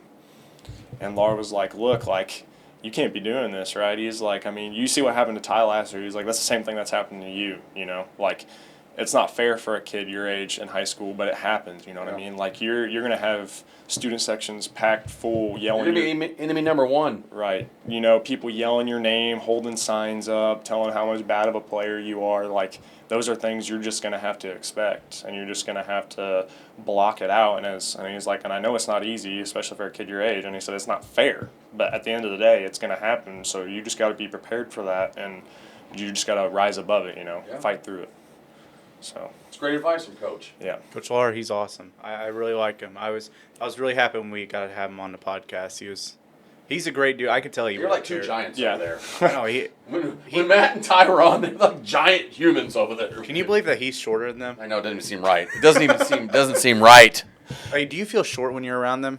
Yeah. Not that much. I mean, But still, I mean, he's 6'5", and they're what, 6'6" in shoes. Me and Ty, like, when I stand 6'6" next in to Crocs. Ty, He's 6'6" in Crocs. always used to joke around with Ty, be like, man, I feel like I'm getting taller. I'm really catching up to you. Oh, you probably get mad. Yeah, knowing good and well I was not getting anywhere close. I'm done growing. Like, I've got, I mean, it was, he had no hair on his legs, you know, like, I was like, I joke with him all the time about it. And then, but I'd be like, man, like, you know, that's not that much of a height difference. You know, you get up to Coach Lahr, and it's like, yeah, no, that's a height difference. You know, so. Hey, Coach. Yeah. I'm just happy I've never had to.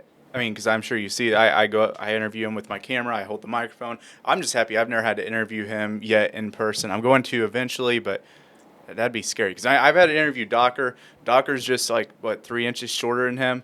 And that was hard to get up there because, you know, I'd have to, like, crank my arm up there. And it's but, you know, talking about, I mean, before you obviously, talk about Pinckneyville basketball the last few years. I mean, obviously, you're going to DuQuoin now, but how much has Coach Lar, those seniors like A.J. Keith, Riley Bowersax, Ty Lar, how much of those guys helped you as far – it doesn't even have to be with basketball, but just developing as your leadership, because you're going to be a leader now you're going into your senior year, but also just character, everything like that.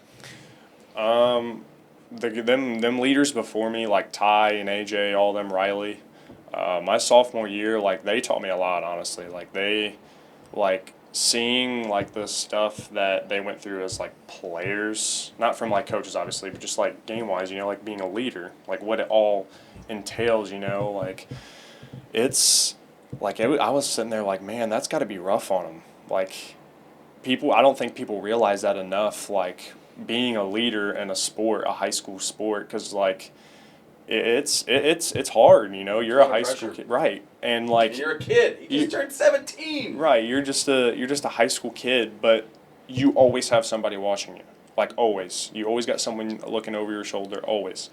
And, like, you're obviously, like, you're just a kid, it's hard to constantly, you can't just say something and not do it, you got to live up to your own expectations, and when you don't, it's like, then everybody is like, oh, well, you're criticizing you, know what I mean? And you got to live through that.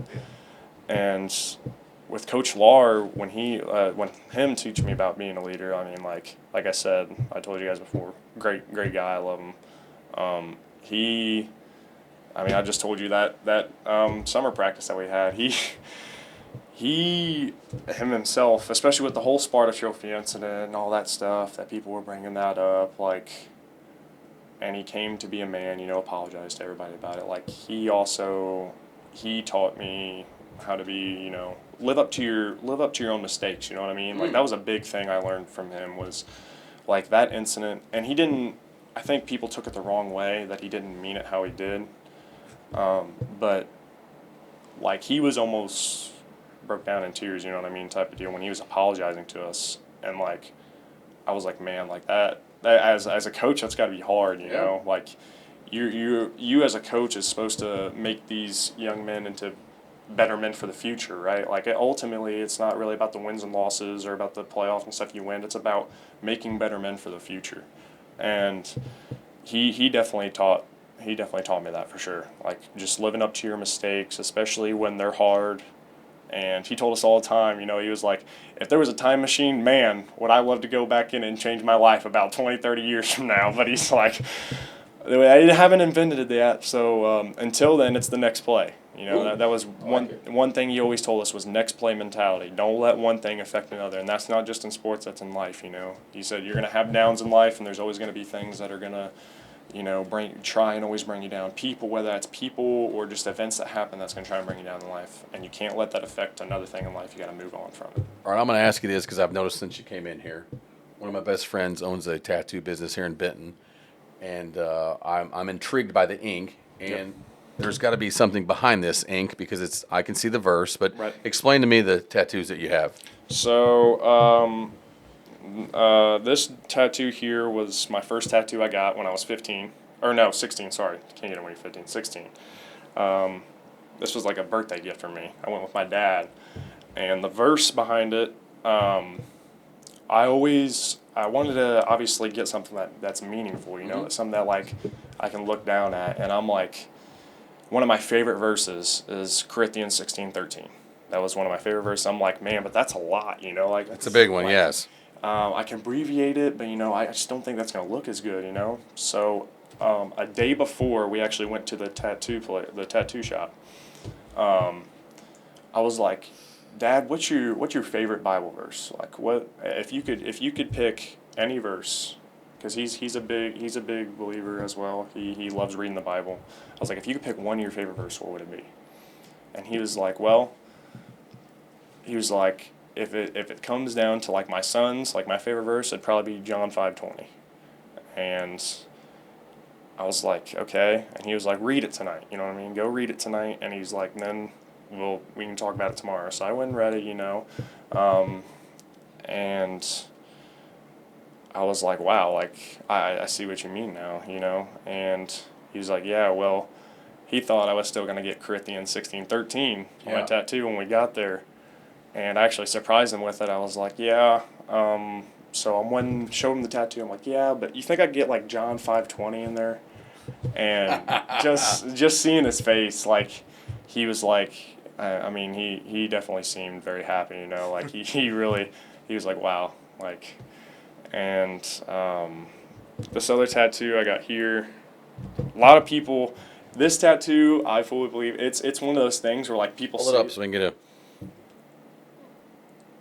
That's awesome. It's one of those tattoos where I feel like it determines, like, okay, you know, you got people out there that say they believe in God, and when, like, they'll post stuff like, oh, you know, I love Jesus, all this stuff, but do they really understand the meaning, you know? Because, like, there'll be some people that came up to me, they're like, fear God, why would you want to fear God? Like, shouldn't you, like, love him or stuff? And I'm like, that right there just tells me, like, you're not a true believer, you know what I mean? Like, I like it, man. Preach it, brother. Yeah, so I was like, you know, I've always been, ever since I was little, you know, I was raised up being a believer.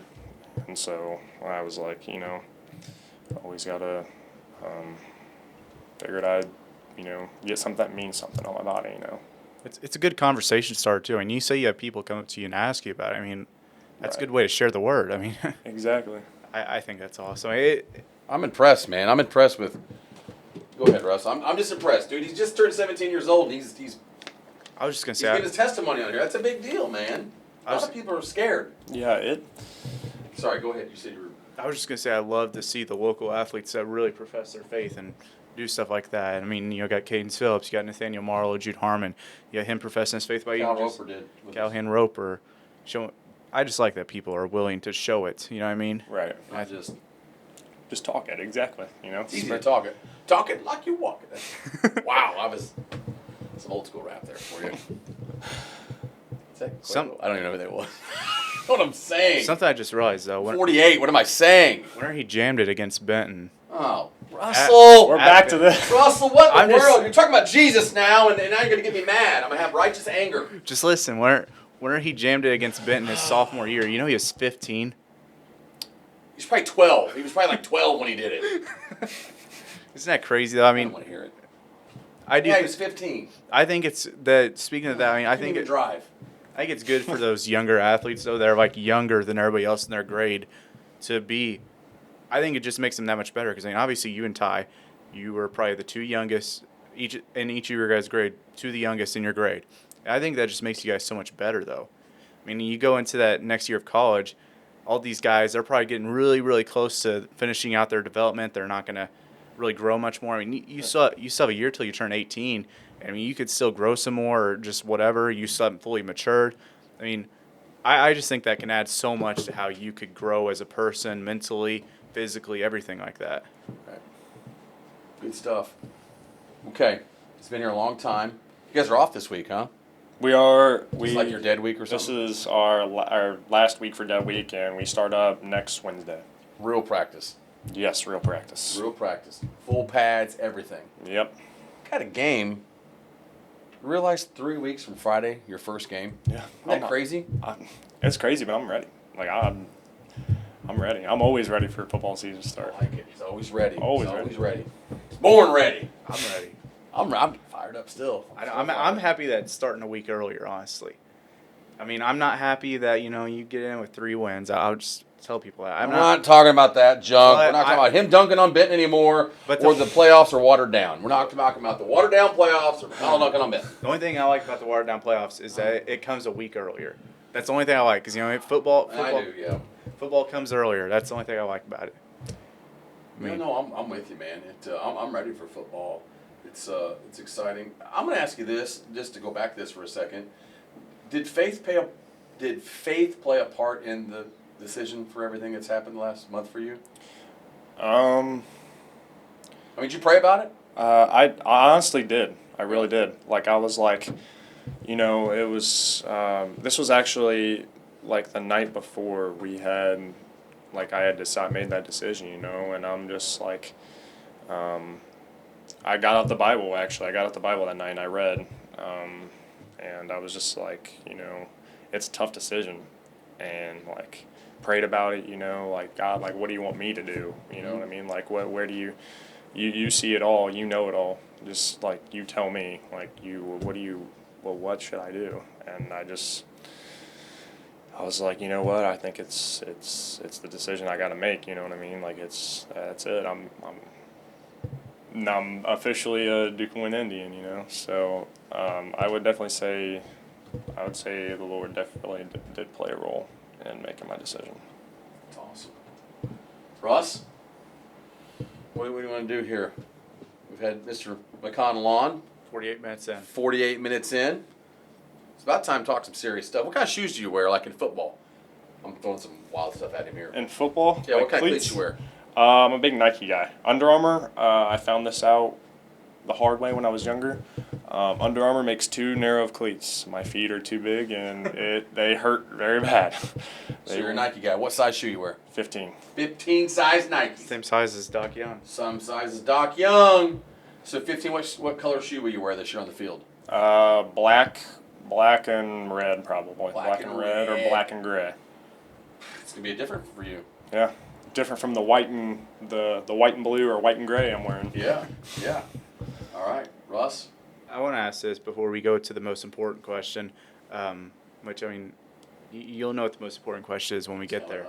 But, what's been your favorite football fields or favorite basketball gymnasiums that you got to play over the last few years, and what football field or basketball gym are you excited to return to this year? So, honestly, a big underrated football field, I feel, in my opinion, is Chester. Like, Chester, their bowl, I really like their field. Like, if they... Didn't someone talk about this? Coach Dallas talked about that. HA football coach talked about this. Yeah, like their bowl that they have, and obviously I played up there growing up. Like it's underrated. I really do. People look past it because you got the turf fields and all that stuff, but I prefer grass. Like if it's a good grass field, I'm wanting to play on it. And Chester's very underrated one. You have a great concession stand, I thought. Yeah.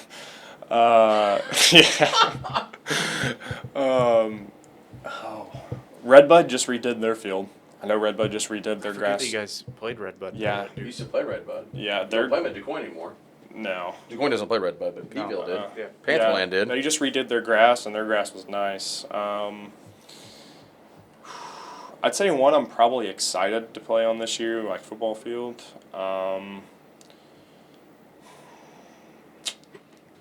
Do we play Harrisburg away or at home? I think You get them home. I think it's at You got to go home. to Mount Carmel, though. Mount Carmel. Honestly, now that you guys talked it up and hyped it up, I'll probably have to say Mount Carmel. You'll enjoy it. It'll feel like a college atmosphere. Yeah, I want to see what that's like. That's your first game as a DuQuoin Indian. You got to go, to the pit. The Snake Pit. Snake pit. Down there, An awakening. Aces. right down there by the river. Right by the river. The Wabash River, right? Yes, Wabash River's right there. I don't know why I'm talking like that, but it is. You got that country accent. I did. I pulled out the country accent. I will say, obviously you don't play at Harrisburg this year, but I have a little bit of bias because I like Saline County stuff. But Harrisburg is a pretty nice football field, It's great. too. Yeah, they've really upgraded their facilities. They got that nice brick I call it a field house. The field house. I mean, it's a pretty sweet deal there. I mean, they got the new track around it. They got the football turf. I mean, they got the bulldog, that big bulldog. You know what I'm talking about? I do. They got it's pretty legit. Oh, field Harrisburg, out. that's a great football school, man. I mean, You should definitely go if you ever get to check it out. Like after you graduate high school, you should definitely go there and check it out. It's a really cool field. Yeah. what's your favorite gym to play in? Ooh. Besides Duster, because obviously, I mean, I'm sure. Okay, a packed house at Duster, like that's. It's almost as good as Rich. I don't think you can ever beat that. But honestly, probably Carterville. Like playing at Carterville. I do like playing at Carterville. Like the floor, just like the setup. The floor. You definitely feel a little bouncy. A little bounce. It's what Ty said. I said You the same thing. You definitely feel a little bounce on that floor. I'd say another one I'm probably excited to play at would probably be, man, I want to say Duster. I gotta say Duster because You have to. I have it's to. it's the elephant in the room. It's you just- going back to play there is going to be crazy. right, and it's like I know it's gonna be a packed gym because it's a rival. You know, like it's New Coin versus Pinckneyville, and I just moved to New Coin, so and I don't want to be that person like brag about myself, but you know, like I feel like that's definitely gonna bring a few people in. You know, like McConnell kid's now at Du Quoin, you gotta come look at this. Yeah, so watch that kid. yeah, so I'm definitely that'd probably be my two favorite gyms. My favorite gym is Rich Heron. Yeah. It's not okay. I will say it's not bad. It's not bad. I'm messing with I'm not a fan of the floor. Really? I'm not a fan You of like the floor. No. Our It's, floor's not. You know, Stop it, Russ. I'm talking about the actual floor. Like the Yeah. design is awesome, but the Yeah. floor, the actual floor is. Yeah. yeah, that's I was gonna say like I've heard it before. the design's not bad. It's just the There's a lot of dead spots on There are it. a lot of this. bad. Well, Bad. My favorite gym of all time, and again, I grew up in that Saline County. yeah, he's gonna say El Dorado. El Dorado. I knew it. I knew he was gonna say El Dorado. The El Dorado Holiday Tournament. Is that Oh, what yeah. It is? EHT baby. It's a big tournament. I'm telling you, I'm being dead serious when I say this. I'm not joking. I've probably been to El Dorado Holiday Tournament at least 8 or 9 times.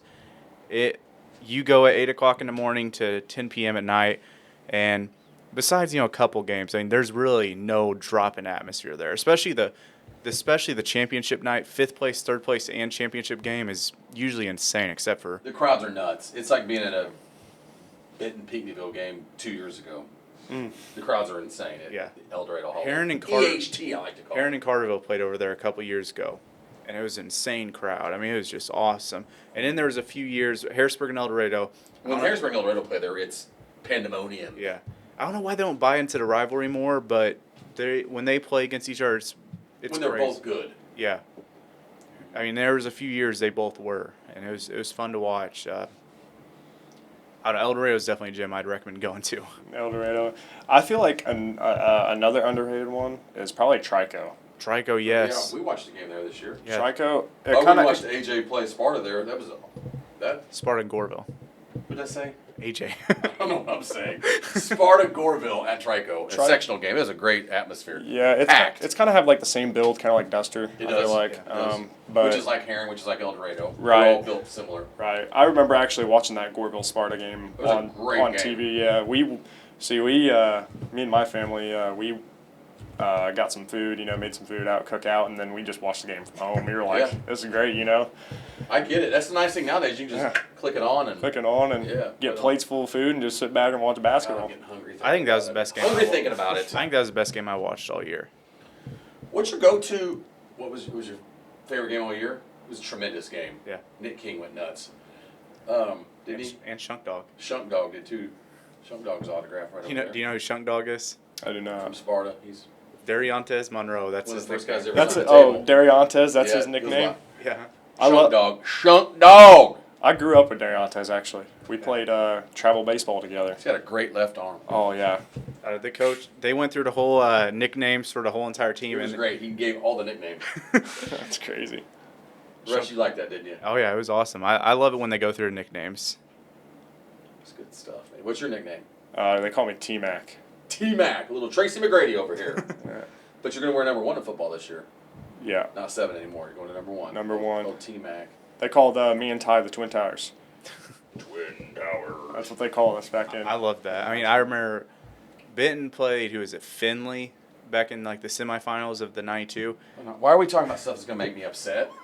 I was just I'm in 8th grade. We got beat in state, and you're going to talk about that? What's next, Russ? You talking about him dunking on Benton again? I was just talking about they had 2 Twin Towers on Finley, They did. We lost. and they had like 93 kids, and Benton had about 600. Stop. Stop. JoJo lost that. We lost. Okay? As in 8th grade, I cried probably. That's the last time I cried in my life. I'm just kidding. When the Bears got beat in the playoffs, I was upset. Oh, you're a Bears fan? I love the Bears. Well, who do you like? If you say the Packers, I'm cutting this. We're stopping the interview. Cowboys fan. I can handle the Cowboys more than his Packers. I don't know. I still don't like the Cowboys. Why do you like Cowboys? No, I'm a Zeke fan. Zeke Elliott from Yeah. Alton. Yeah. Do you know he's from Alton? I He's did from not- Alton? Yeah. I didn't I know didn't he was know from that. Alton. Yeah, he's from Alton, Illinois. Yeah, They went to the Ohio State. I will say though, as much of a fan of him as I was, Cowboys back when Dak, Zeke was putting up still good numbers, and Dak he was kind of doing pretty good. I fully believe that they should have traded them both for probably a good quarterback. That's what I think. That was probably back in what would that have been 2022 maybe 2021. That Zeke had a run though. Zeke, yeah. He was really good. He was really good. And then he got that weight on him a little bit and started slowing him He slowing down. quit wearing the half jerseys. He used to always pull his jersey up when he first came to the league. He was all ripped up. Then it was like, Travis build. You can't wear the half jerseys anymore. I ain't wearing no half jerseys. I'm gonna see if I get a tall. Can I get a longer one? Can I get a longer one? Can I get a longer jersey? He probably wears the shortest one he can get his hands on. Oh, I always try and get the tight jerseys. Yes, so they can't grab onto you. Yeah. That's the strat. I get it. What's pregame meal? What's your pregame meal? You're getting ready to play your first football game. What's my man eating? Ooh. Do you have like a ritual, or do you just eat whatever? No, I don't really have a ritual. I will say though, probably my favorite pregame meal is Subway for sure. I'm a big Subway guy. What do you get? Get the footlong BMT. Okay, BMT sounds good. Yeah, and You get veggies on it? I do get a little bit of spinach, banana peppers, jalapenos. Sounds good. I'm getting hungry. I mean, it's Getting hungry at 7. Russ, we're gonna ask the biggest question now. The interview is the last question. Here we go. We've been on for an hour. 59 minutes, 41 seconds, and counting. You know what we're gonna ask you next. This is the most important thing to me. I think Are I know you exactly. a Cane's or Chick-fil-A, and why? Ooh. Don't upset me because I'm 2 for 2 today so far. I'm gonna say, honestly, probably a Chick-fil-A type guy. 3 for 3 today. 3 for 3 today. Because, hear me out. Okay, Cane's, good sauce, good like the Yeah, chicken. I'm not against it. Not against Right. Cane's. I'm not against Cane's. It's the fries get me. The Cane's fries are just Soggy. so soggy and That's they're what it is. nasty. And the chicken can be dry sometimes there at Cane's. Obviously that's why they got the sauce, you know, for the chicken. But I mean at Chick-fil-A, you can't beat Chick-fil-A sauce on some waffle fries with the. This sounds heavenly. This sounds heavenly right now. Or you get a little chicken sandwich, throw some waffle fries on it, and that sauce on top. Push it, mash it all together. Oh, Lord. yeah. I mean, I'm telling you, this is. Are you going to Chick-fil-A tonight? Well, I'd like to. It's 7:07. God, I'd like to. 7:08 I right ain't now. gonna lie, I'd like to. Closes at 10. Sounds great. I'm just glad old T-Mac is on my team over there. Old Chick-fil-A. You got all I'm not three. against Cane's. I got all 3 guys tonight. Everybody was good with. Eat more chicken. Well, I got Doc Young. No, you and Doc, yeah, no Travis Cane. is bribing him. I have been bribing people. I'm bribing people before they come out here. Chick-fil-A's sending me money, and I'm bribing people to say so.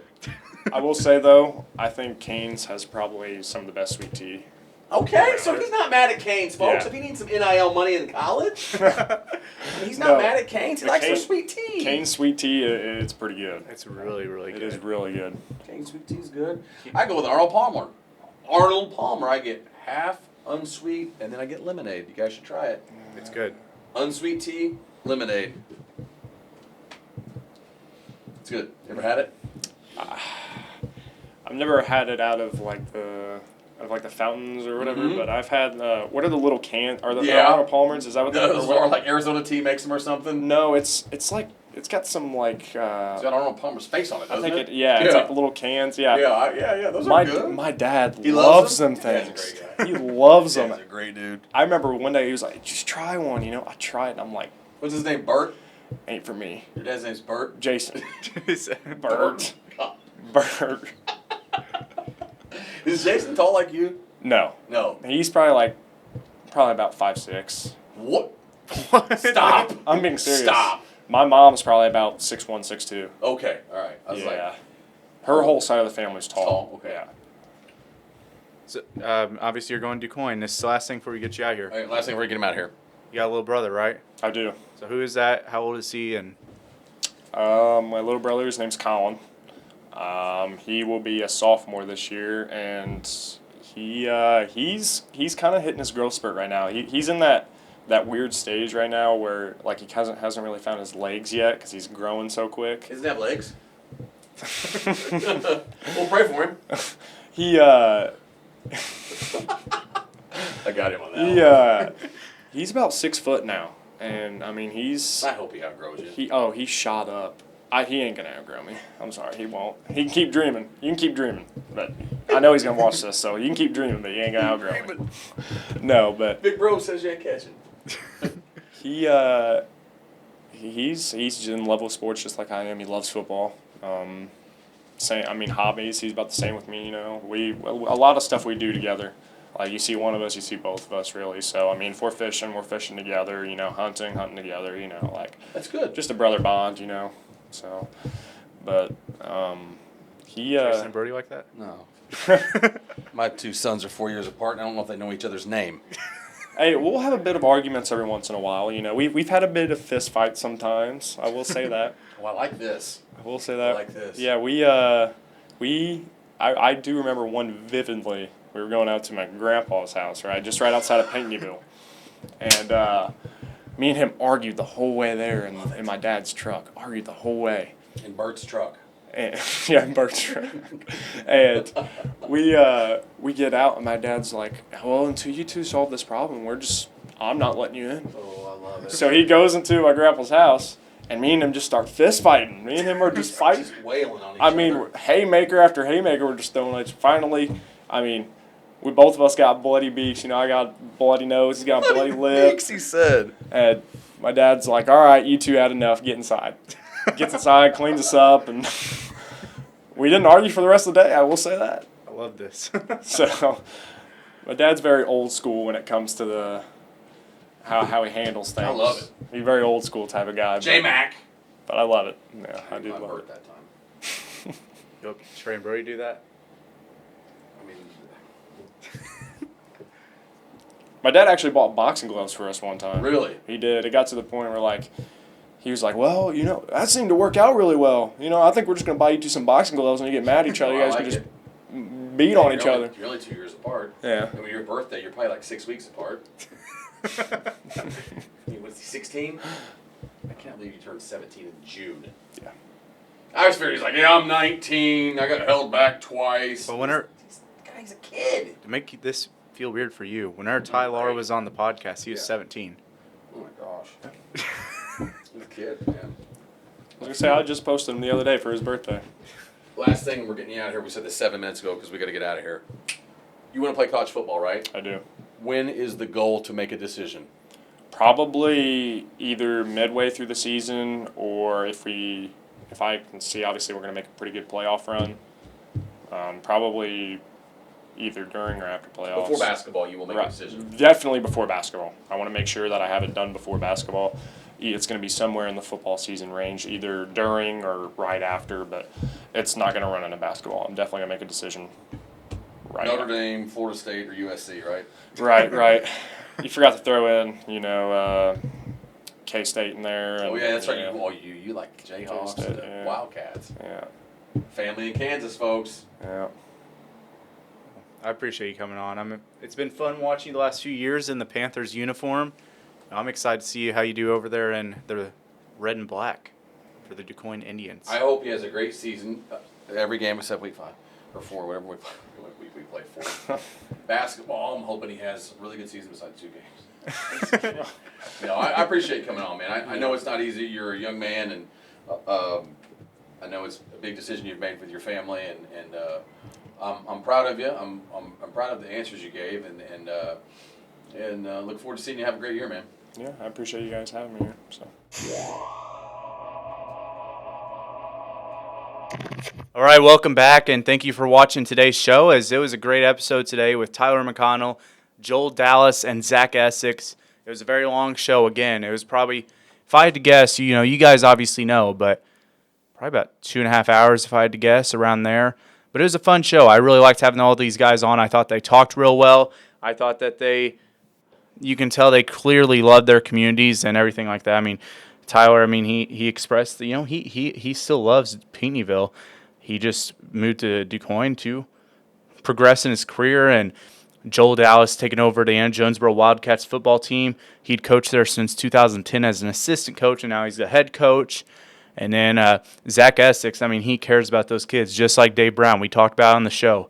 He cares about the kids. He wants to promote the kids. He wants to make them better and keeps developing them. And so he coached at Galatia. He got Galatia back on the map with a couple 21 seasons, a 16-win season last year. And now he's heading over to Johnston City, and he's really hoping to turn tradition around there. And so it was just a good time having all three guys that were coming into new positions heading into this year of their life.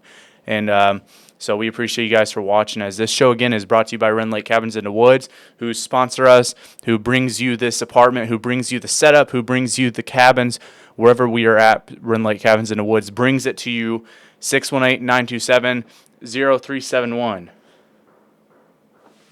So, yeah, thank you for watching today's show, and we'll catch you back here next week.